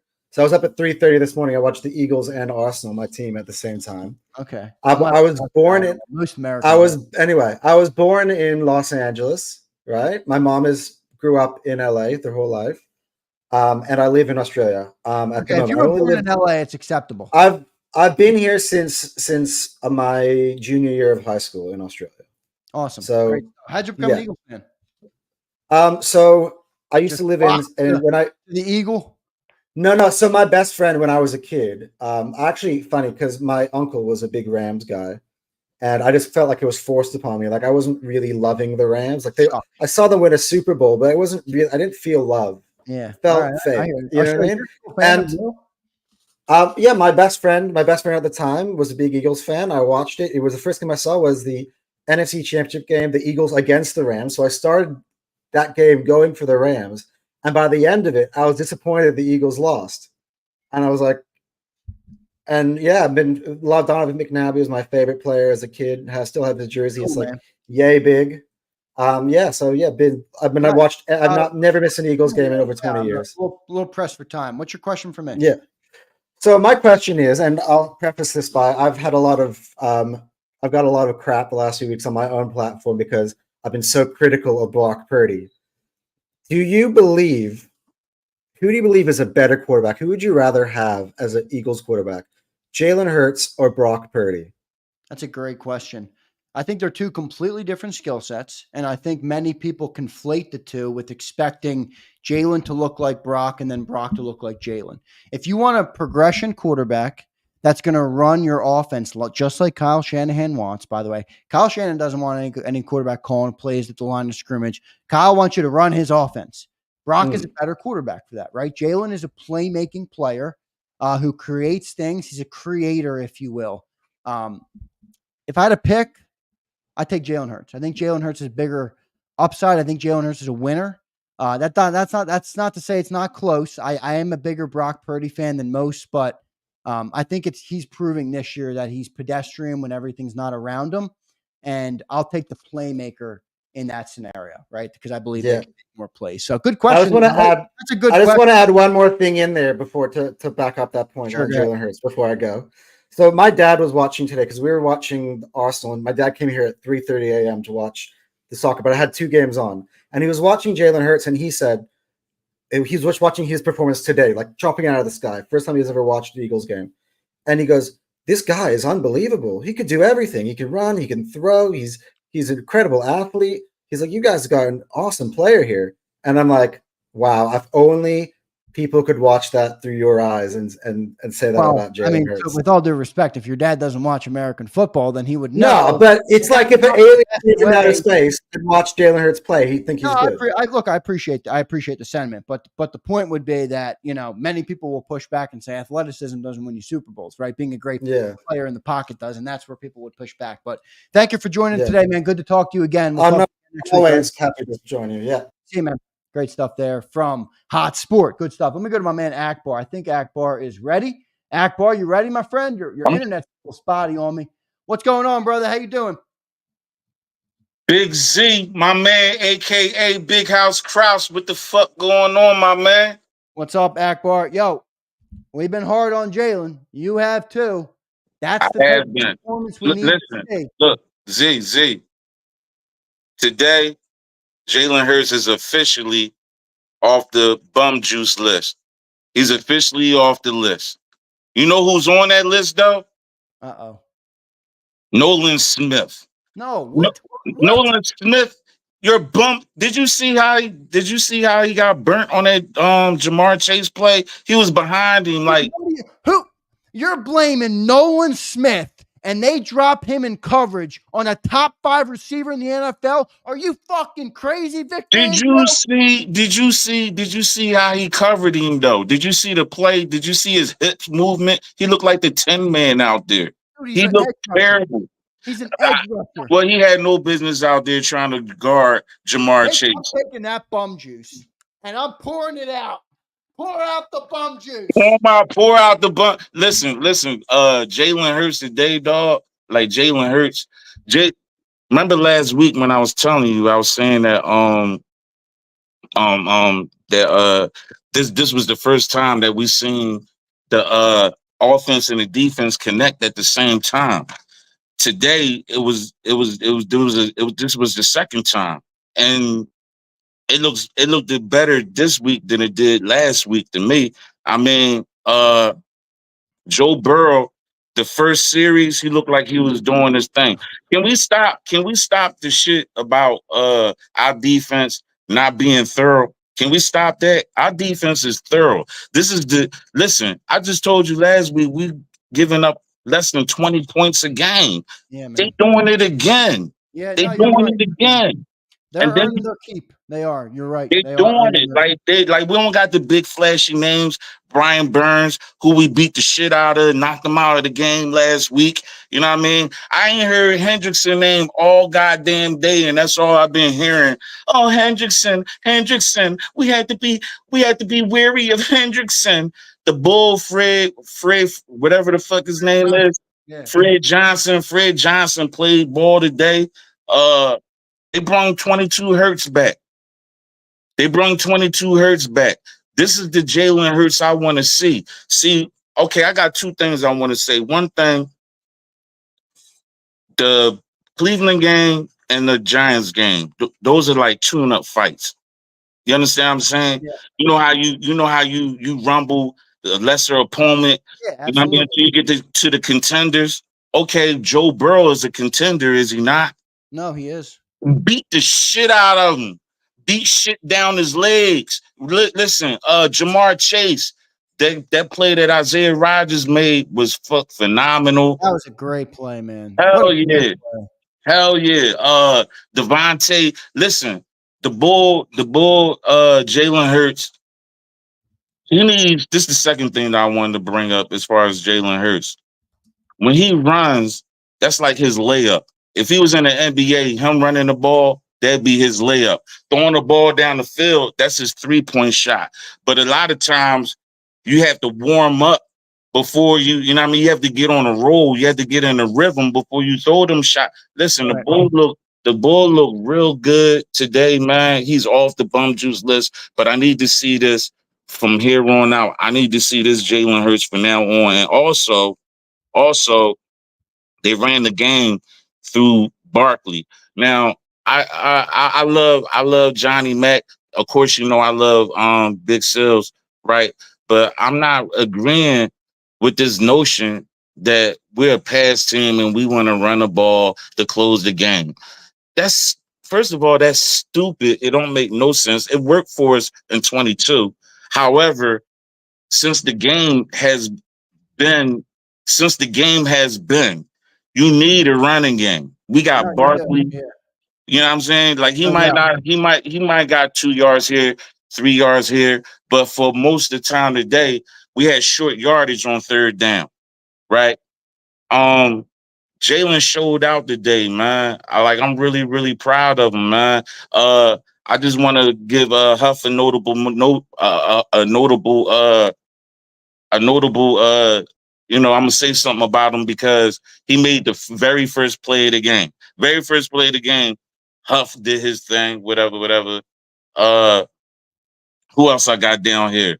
Graham, that one play. Graham is good for that was at the third down. That might have been a third down play, but he the stopped. third down. When you need him to show up, he show up. Dean was great today. Devontae, Barkley. Are you wearing a Kobe Dean jersey? I knew you was going to ask me that. Ashley is Alshon Jeffries. All right, that is big time acceptable for me. And then the 17 represents the day that I was born. However, if Dean keeps playing the way he's playing, man, now man, I wouldn't mind wearing it. He got to play. Listen, the boy last 2 weeks he's been playing really, really good, man. Shout out to Vic Fangio. Vic Fangio is a good coach. Yeah, he's a good coach. He's good, man. He's dealing with Zach Bourne. We got a bunch of no-namers on our squad except Slay. Slay had a good game. He got burnt one play, but he was tackling. He did his thing. Akbar, I got to run. All right. You have a question for me? Yeah, I did have a question for you. Let me listen. I've been meaning to ask you this. I've been meaning to ask you this for a couple of weeks. But I don't know all right, what's your top 5 running backs all time? All time? You want me to give you a top 5 list of all time? Running backs. See, I'm too young to know the great running backs. Have you seen any tape? You don't have to have seen them. Did you see any tape on any old cats? Yeah, I mean, you see the Barry tape, you see Walter Payton, Emmitt Smith. I mean, I've seen them all. My favorite when I was a kid was LaDainian Tomlinson. I don't know if he's anywhere close to top 5 of all time. Hell no. Adrian Peterson. I had the 2 jerseys I had when I was a kid. Hell no. I had You gotta work on that list, baby. That's not LaDainian Tomlinson. Top 5 running back list on a post-game show, Akbar. Huh? What you say? All right, I gotta run. All right, I'll talk to you next week. All right, bro. All right. All right, see you, man. Akbar hits me with a top 5 list on a post-game show. Akbar, you think I'm ready for this? All right, let's get to my next man, Jarrell. Jarrell, I'm coming to you, brother. What's up, Jarrell? Good to see you, bro. You know I've been waiting, Zander. Patiently, but waiting. Hey, you remember that conversation we had like 3 days ago on Twitter? Yeah. When we was talking about Jalen? Yep. And what I told you was going to happen throughout the season, we're going to start seeing it slowly but surely. That happened today. Right now. Let me ask you another question. You remember during the offseason when Lane got asked a question about the team and he was like, we need to be physical and we need to run the fucking ball. Dude, have we not been seeing that for the last 3 weeks now? No, we have. And it brings out the best in Jalen Hurts. It's crazy. Let me ask you another question. You remember, I think it was Thursday morning show when John McMullen was like, I'm worried. Well, actually, this has been the last 2 weeks. He's like, I'm worried about Fred Johnson on the left side, holding down the left side. And what has Fred been doing? Holding down the left side because that's his natural position on the left side. It's crazy. If I recall, I can remember saying that we was going to win the game by 21 or better. And what happened today? Jarrell, you're not. We only destroyed them. You're giving credit to Jarrell and Jarrell. We only destroyed. We destroyed them. That's why, Zander. Because I believe. Nobody else is believing.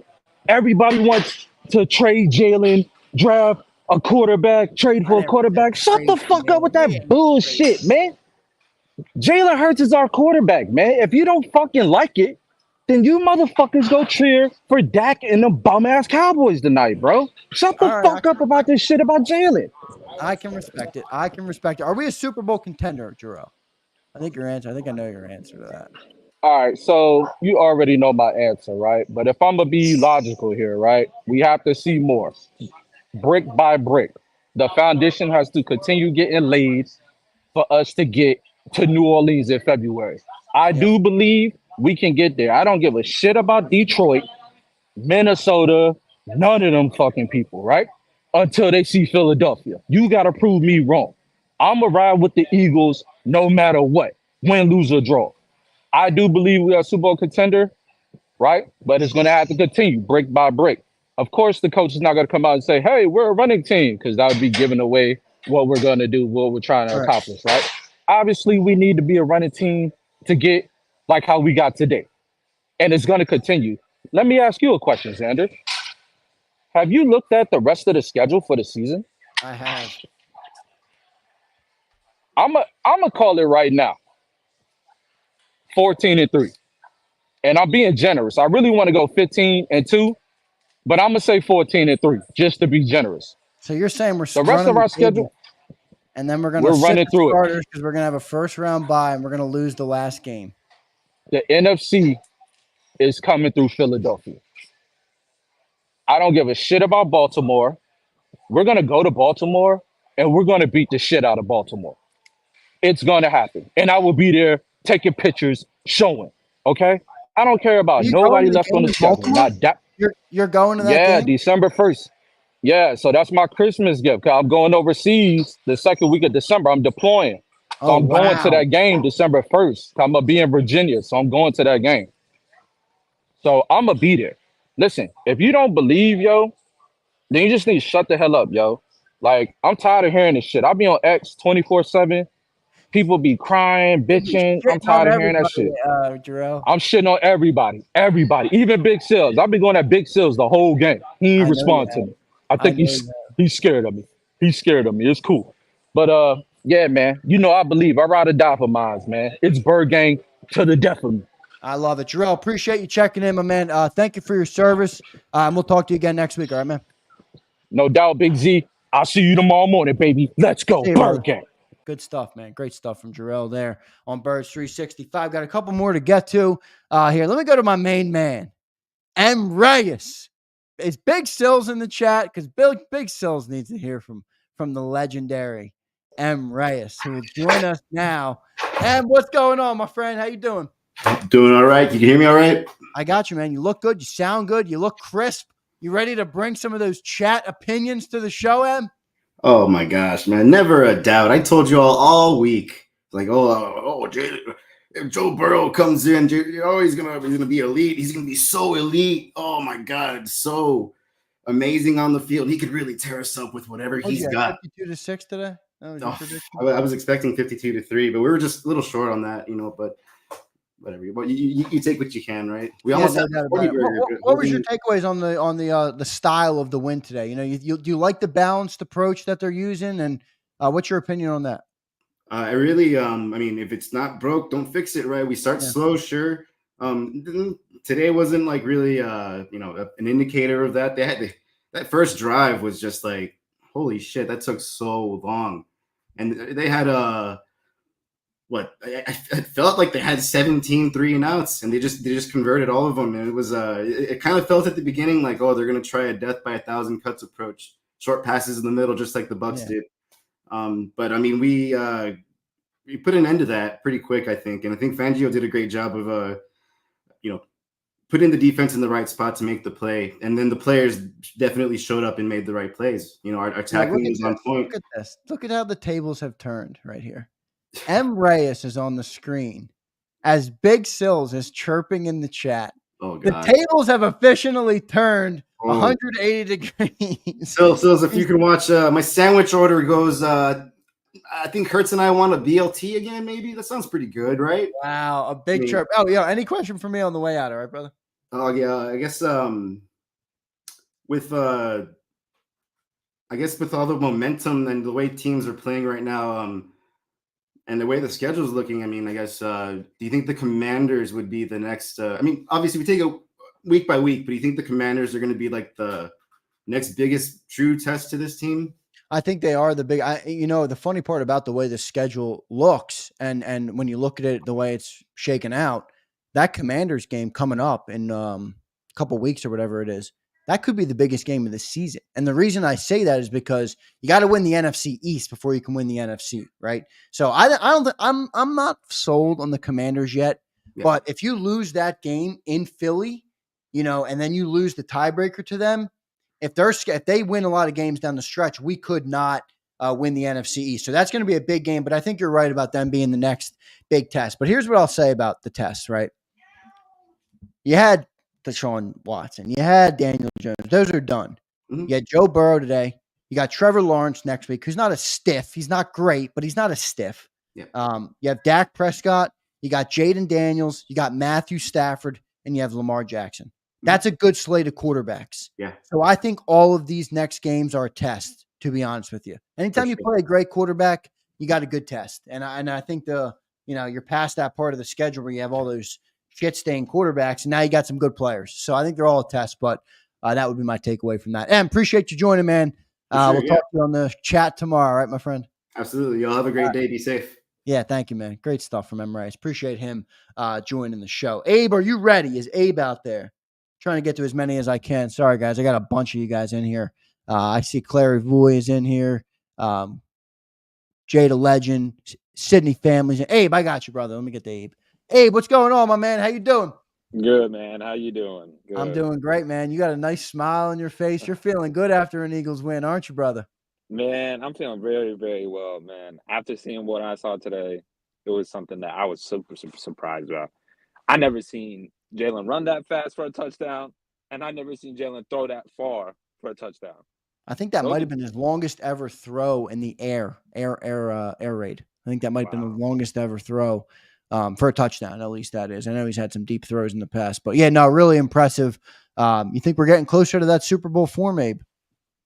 Well, that's the thing. It's like, am I witnessing something that could be a trend, or am I witnessing what Jalen is just doing because of a good defense?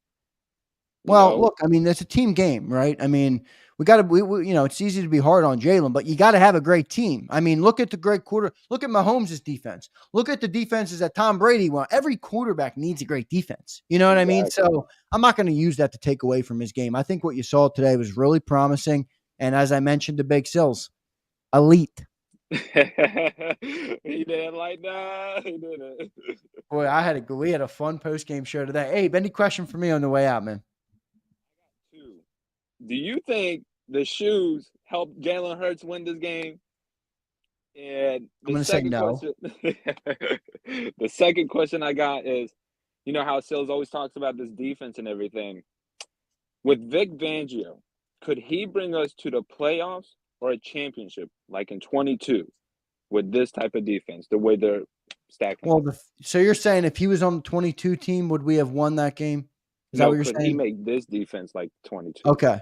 Well, here's the thing, Abe. They're the same defense, right? Like Jonathan Gannon was a disciple of Vic Fangio as well as Sean Desai was. So they've had the same philosophy at defense for years now. But this is now the creator of said defense, kind of the godfather, if you will. So what we've seen we have less talent on defense right now than we did on 22, right? You had Hassan Reddick making plays. You had TJ Edwards and Kazir White, who had great seasons at linebacker. CJ had a big year that year. I mean, you had a lot of James Bradbury was still playing well at that time. You had Fletcher Cox was still in there. Like, you had a lot of talent. So I think you can, though. I think it's reasonable to think that I don't think you're going to be 22, but I think you can be really damn good and probably enough with this offense to get over the top. Good question, though, man. I think it's interesting to think about. But Vic has done a really good job, man. He's done a really good job with this defense, and they're really finding their stride here for the last couple of weeks. They're working as a team. That's one thing we haven't seen. Complimentary football, man. No doubt about it. Abe, thanks for joining, man. Great to talk to you. As always, your merch designs are a hit, my friend, so thanks for doing it. We'll get you your care package in soon, brother. We appreciate you doing it, man. Appreciate it. Go Birds. Go Birds, man. Good stuff from Abe, man. I love Abe. Abe's a great dude. Let me get to Clary Voy, who was in. Clary Voy, you ready for me, brother? Yeah. What's up, man? What's up, man? How you doing? Oh, dude, I'm stoked, man. This is the best we looked since 22. Yeah, I agree. I am excited. Hurts, man. I thought today was a really good game for him. I know we've talked about him in the past, and I think he's warranted some of his criticism in the past, but like I said, when he deserves criticism, I'll give it. When he deserves praise, I'll give it. I think he earned praise today. What'd you see from Jalen today?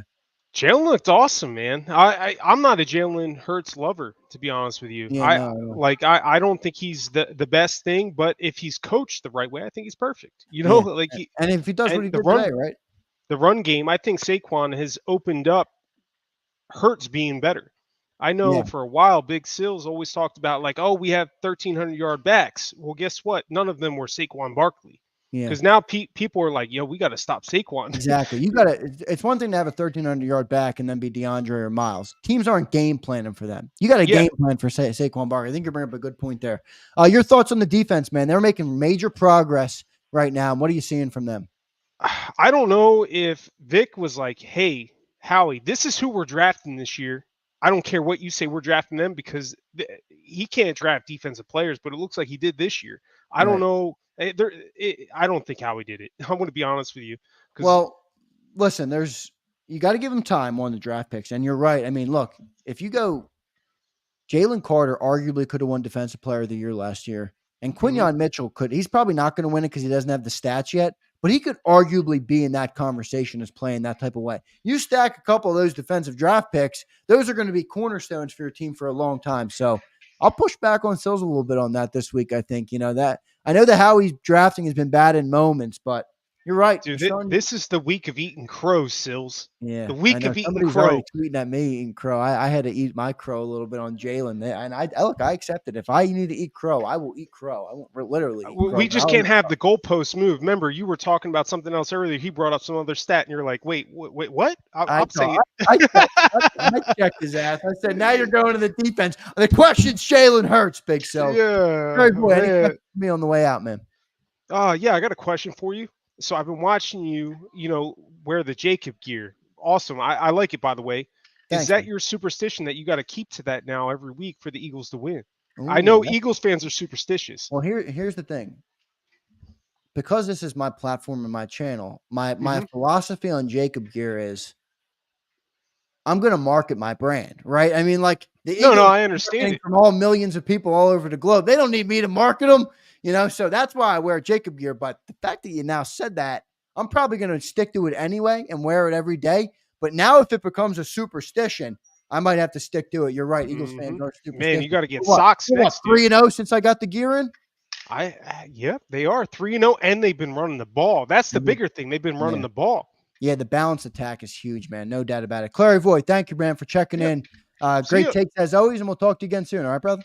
See ya. All right, great stuff, man. I love the JAKIB members that join the show. Really good stuff from him. Let's go to, I got two left. Sydney family, I'm coming to you. Jay, I'm coming to you last, brother, because you checked in last. All right, Jay? I'll get to you, though, brother. Let's get to Sydney family. What's up, Sydney? Good to see you, man. Yeah, good morning or evening. What time is it over there? Are you in Monday yeah, mode? at the moment it's not 9, just after 9 a.m. Monday morning? Yeah, so you guys are in Monday, man. I'm still living in Sunday land over here. Eagles get the win. What was your takeaway today, Sydney? Well, this was Eagles 22 from the way. I'll start with the offense. When they made the plays, they flowed. It wasn't like, oh, he just got that off or Hurts.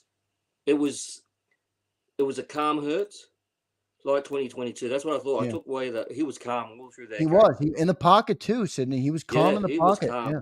And even the throws, everything was like, well, that was always going to get there. Even through the middle, there was no one around. Everything was calculated and very calm. And we had two big boppers out, replaced by two other big boppers. Yep. And I thought Steen, apart from they're by 6'6", 6'7", 3. You're Australian too, right? You sound Australian. Yeah, well, I'm originally from a place called New Zealand. Yeah. Oh, you are? Nice.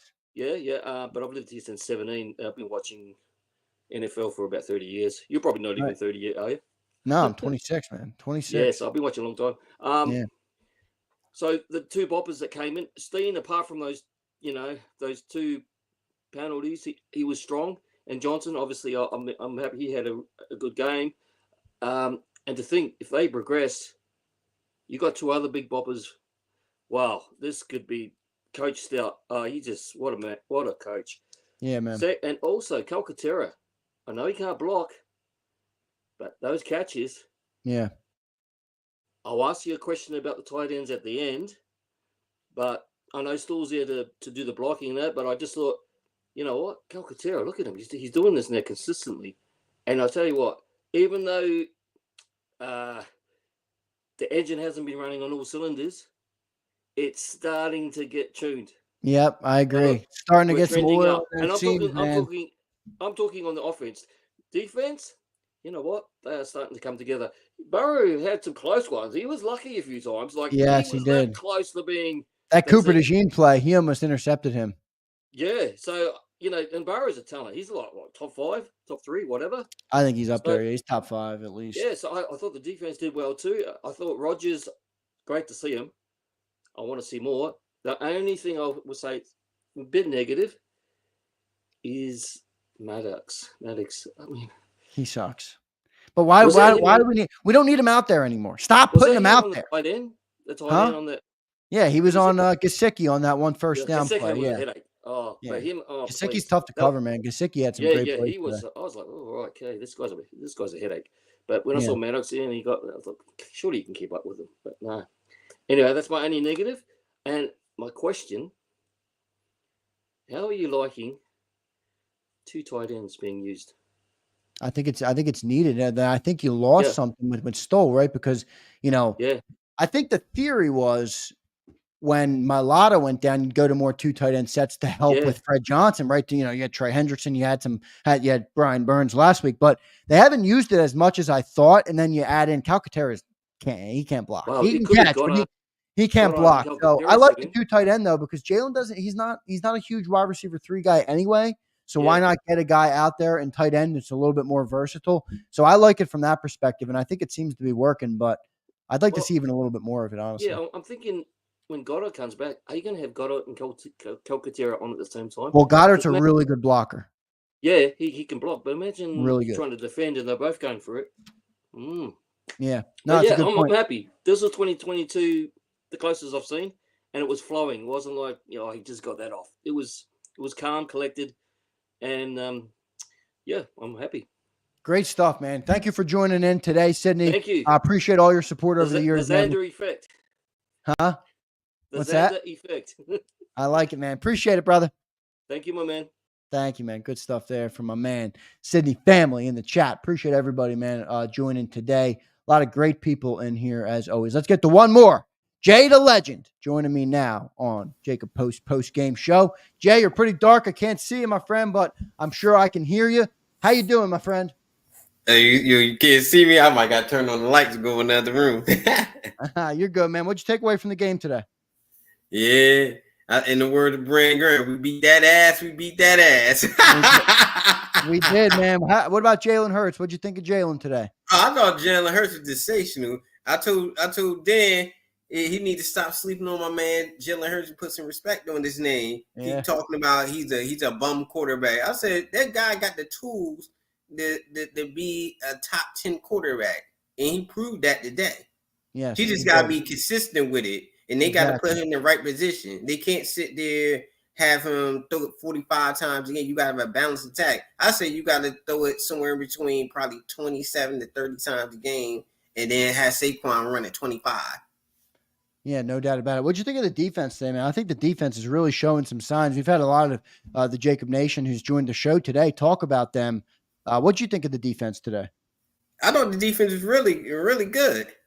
Yeah, they was flying around. They was sitting. Of course, you had some plays like the Nolan split play, but that was Fangio put him in the bad position. Oh, my God. I got to rip Akbar. I mean, Akbar comes on here criticizing Nolan Smith. I'm like, he's fucking covering a top 5 wideout. Yeah, that didn't make no sense. Yeah, Akbar didn't know what he was talking about. That didn't make no sense. He just got put in the bad position because he's an edge rusher. He's not like you trying to make it like he's Urlacher or somebody like that. I know.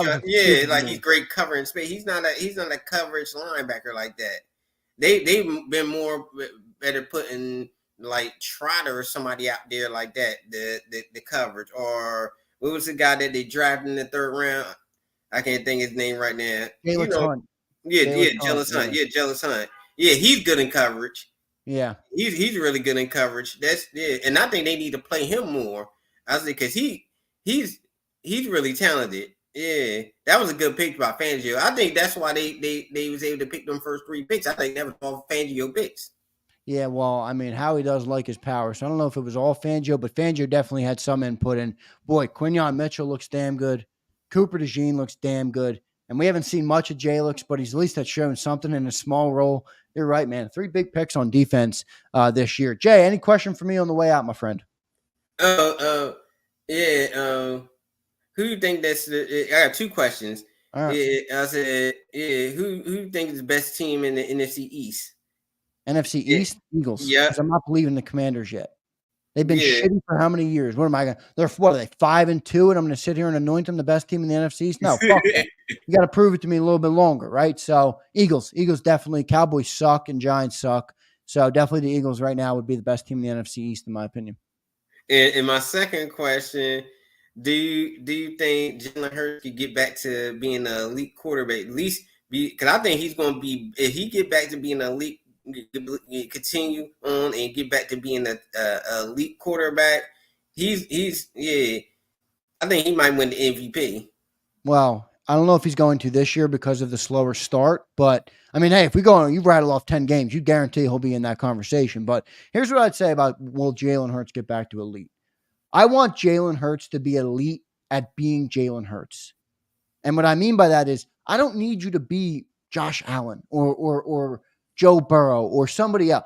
Be great at what you do. And that's providing a +1 in the running game, getting through your reads when you need to, making the throws when you need to. You got great players around you, right? Like, use them, get them the ball effectively. And he did that today. And if he does that today, that's elite Jalen Hurts, in my opinion. And elite Jalen Hurts means we can get to a Super Bowl. So I do think he can get back to it. Now you got to wait for the consistency, and you got to hope the coaching staff allows him to kind of flourish, because I don't think some of the criticism I give Jalen isn't necessarily on Jalen. I actually believe it's more on the system that they're putting in and the expectation they've created for him, which isn't what he does great, So if he can be great at what he does, man, and they allow him to be that, I think he'll be back in that elite conversation for sure. You think he can get back to the Super Bowl? Yeah. Well, look, if he plays like that and this team is clicking and this defense keeps building, absolutely. I mean, look, it's wide open. Who's your NFC battle? I mean, you got the Lions, no doubt. They're a good team. You got the Packers. The Packers are pretty damn good. We already beat them once this year. I mean, you got the Eagles. There's not that many more, I mean, am I afraid of the Bucs? I'm not afraid of the Bucs. Who am I afraid of? Seriously. Nobody. Because we look at the schedule. We could go 14-3. Yeah, I mean, look, any given Sunday, right? You saw the Browns beat the freaking Ravens today. The Browns beat the Ravens. I'll say that again. But if I look at the NFC, I mean, I the reason it's so optimistic is because I think it's wide open. I mean, I really do. You got the Lions, Commanders, the Seahawks. They don't give me any fear. The Vikings, I don't fear the Vikings with Sam Darnold. The Packers are good. I mean, we beat the Packers already. Yeah, right. The Falcons, no. No. I'm just not afraid of any of these teams. 49ers, no, they're a shell of themselves this year. Yeah, so I think it's wide open, man. I think we could really get there if we put 2 and 2 together. But I think the 49ers, they win the closing. Yeah, they might. You might be right about that. We'll see what ends up happening. Jay, thanks for joining today, man. We'll talk to you again soon. All right, brother? All right, thank you. Great stuff, man. Good stuff from everybody on the show today. Still a bunch watching. Appreciate all you guys, man. How many likes did we get up to? 541, man. That's a lot of love. So thanks everybody for all the likes today on the show. Always fun doing it, man. Doing the JAKIB Postgame Show and talking to you guys. One of the highlights of the week for me is talking to JAKIB Nation and even reading all the Super Chats. We got a lot of love on Super Chats today. So thank you guys for that. Let me make sure my production on the other side is going all good, and then I'll read a couple more comments and get out of Dodge for the night. I will say, I'm feeling pretty good today as an Eagle fan. Maybe it's too much. Maybe Big Sills and John will bring me back to reality tomorrow. Maybe. Just maybe. But right here on this October 27th Sunday, after we beat the Bengals 37-17, I saw a semblance of a team that I believe can go to the Super Bowl. I haven't seen that yet this season. We've won 4 other games this year. After those wins, I never felt like this. After that win, you look at that and you say, we can build on this. We can make an identity around this. We can suffocate other teams with this. And that's where I'm most optimistic about today's game. Jalen Hurts, 16-20 today. I mean, shit. You know what the funniest part about Jalen Hurts' completion percentage today is? We were joking all week, and me included. Joe Burrow, 70% on the year versus this defense. He's going to have 80%. Jalen Hurts had 80%. Not Joe Burrow. Jalen Hurts had 80% completions today. If that isn't ironic, I don't know what it is, man. So big shout out to Jalen Hurts out there today. Big shout out to everybody in the chat. Forrest Hill, good to see you, my friend. Akbar, good job today, Akbar. But Akbar, here's your bum juice. Dump it the fuck out. Here's your bum juice. Dump it the fuck out, Akbar. You don't put Nolan Smith in the bum juice category, Akbar, when the coordinator has him covering Jamar Chase. Come on, Akbar. You know better than this. You know better than this. Yeah, dump juice. Dump juice. Sorry, Akbar. I didn't mean to rip you there, brother, but I did. Twiz the Jig. Good to see you, Twiz. Naz, my main man, Naz. Good to see you, Naz. Jarrell, appreciate you coming on, Jarrell. Steven's in here. Eagle fan, Stafford Beasley. Joe Whip. Joe, great to talk to you again, man. Haven't seen you in a couple of weeks. Good to have you back on. Mal's in here. James A., one of my favorite commenters. James A. is always very kind in the chat, man. James A. always says, God bless. God bless, James. God bless, my friend.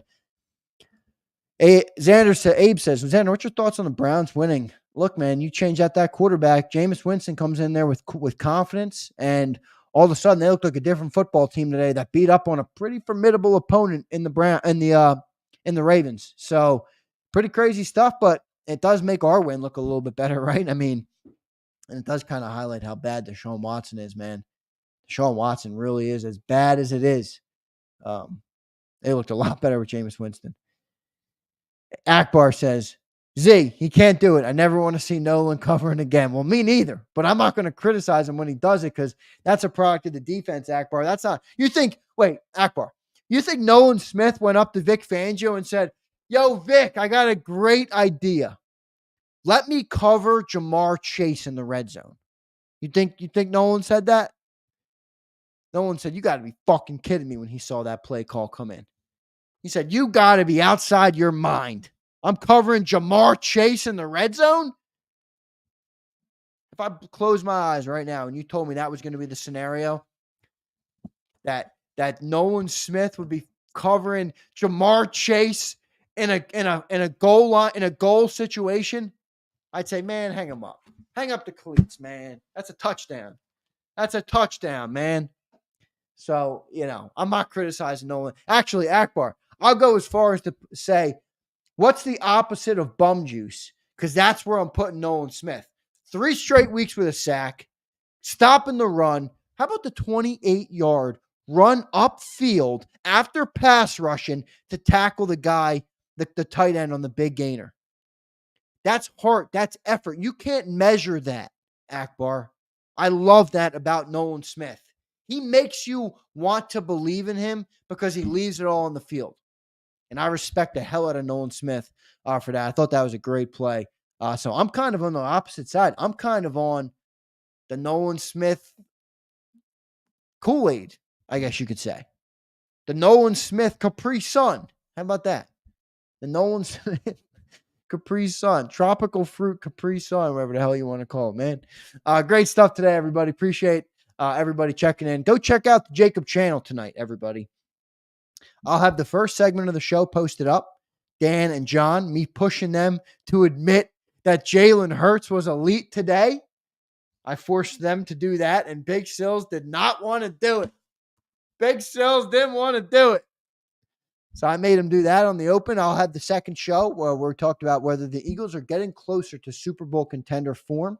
And then I will also post up Big Sills and I kicking around on that third segment, and we will respond to the super chats. And then hopefully, got a lot of shit to do tonight. Hopefully, if I get the time and I have stamina, I guess you could say, to post up the interviews with you guys. I'll post that on the channel as well. So whenever you see a JAKIB video, you know the drill, JAKIB Nation.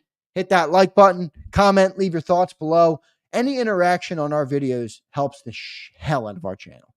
That's the number one thing you can do, basically. So I can't thank all of you enough. Big shout out again to our new members. Keith Johnson. Keith, thank you, brother. Appreciate it. Mad Bird, 3 months now, member. Appreciate you, brother. I thought we had one more member. Let me see if I can find it. Derek Elmore becomes a member. Derek, thank you. And M. Reyes, you became a member again earlier today. So thank you all, and thanks to everybody that left. Oh, I've got a couple of super chats I did not read. Looks like I'm going to keep going. Terry Hayes, how about that wardrobe malfunction? Cost us a turnover. I think the equipment guy crushed under pressure. Terry, he might have. They couldn't get the nod out of Jalen's shoe. You know, it's funny, though. When Jalen trotted onto the field, guys, in the 2 different shoes, I was dreaming of a massive touchdown because I'm like, the perfect storyline, the shoe game, where Jalen has 2 different shoes, the malfunction, and he throws a deep ball. I wanted him so bad to do that. He actually made a good throw, but they didn't get the first down, so they came off the field. Now, it was interesting to see that they couldn't get the knot out of his shoe. I'm like, what the hell are you doing, man? But hey, I don't want to criticize him too much. Kimberly checks in. Oh, I already got that. So I think I got everybody. Big shout out to all you guys, man. Thanks, everybody. Naz, appreciate you, brother. Z, keeping it real. Try to always, Naz, best I can, man. People won't always agree with me all the time, but I try and keep it as real as I can, always. Jarrell was in here, man. He was saying some good stuff today. Jarrell, as always. Appreciate all you guys. Sydney's got his Joy back. Oh, get Joy back on. She's got a good footy mind. I think I know where you want to see Joy, Sydney. Joy's tough to run down nowadays, man. She's big time. She's big time on Fox. Good stuff, everybody, man. See you guys next time. And like I said, when you see those videos on JAKIB Sports, click them, hit the like, leave a comment, tell your boy you're here. I always read all the comments, man. We've had a crazy amount of comments this month, and I try to read every single one of them, even the ones who tell me I'm fucking batshit crazy. I respect it. I appreciate it. I appreciate all of you guys today. That's going to do it, man. See you next time, everybody, on the JAKIB Postgame Show. Big slate of shows tomorrow. Birds 365, 8 to 10 a.m., and the National Football Show, 2 to 6. We will see you there. Catch you next time, everybody. He's blocked well and tries to cut through the middle. Oh! Your gut says Miami is going to win, and you should take the over. Your gut also said your NFT selfies would only go up in value. They didn't. But your head is on Sports Grid and knows the QB is in concussion protocol. The backup has a 45 QBR against the zone coverage. The New York D has the most sacks in the league. So yeah, trust your head. It's smarter to be on Sports Grid.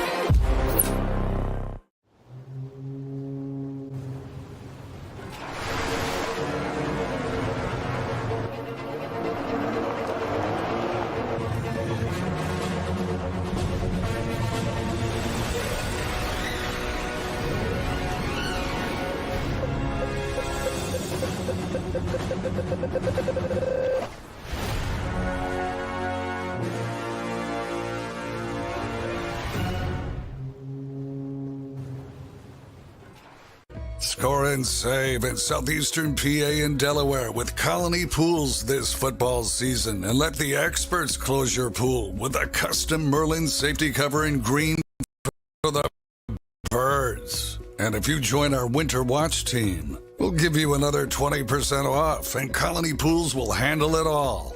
Keep your tiles on your pool, not in your pool. Fly with Colony right now, Birds fans. Visit flywithcolony.com.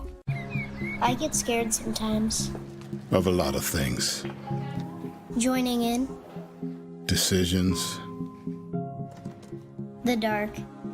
The dark. But I once heard someone say, But as I always say, it's okay to be afraid. as long as you face the fear. And keep moving forward.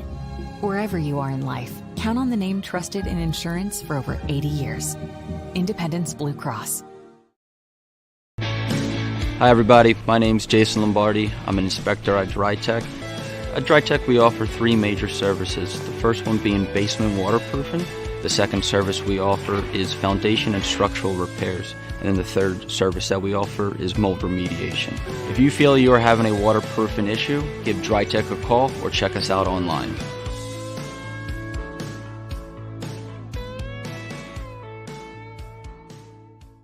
Heading down the shore. Have a ball once more. Here, imaginations run wild and time stands still. Because here, you can find the best of the Jersey Shore, all on one 5-mile island. So leave the old you behind and get lost in the woods. Wild, wild, wildwood days. Plan your stay in the Wildwoods today. EAGLES, Eagles.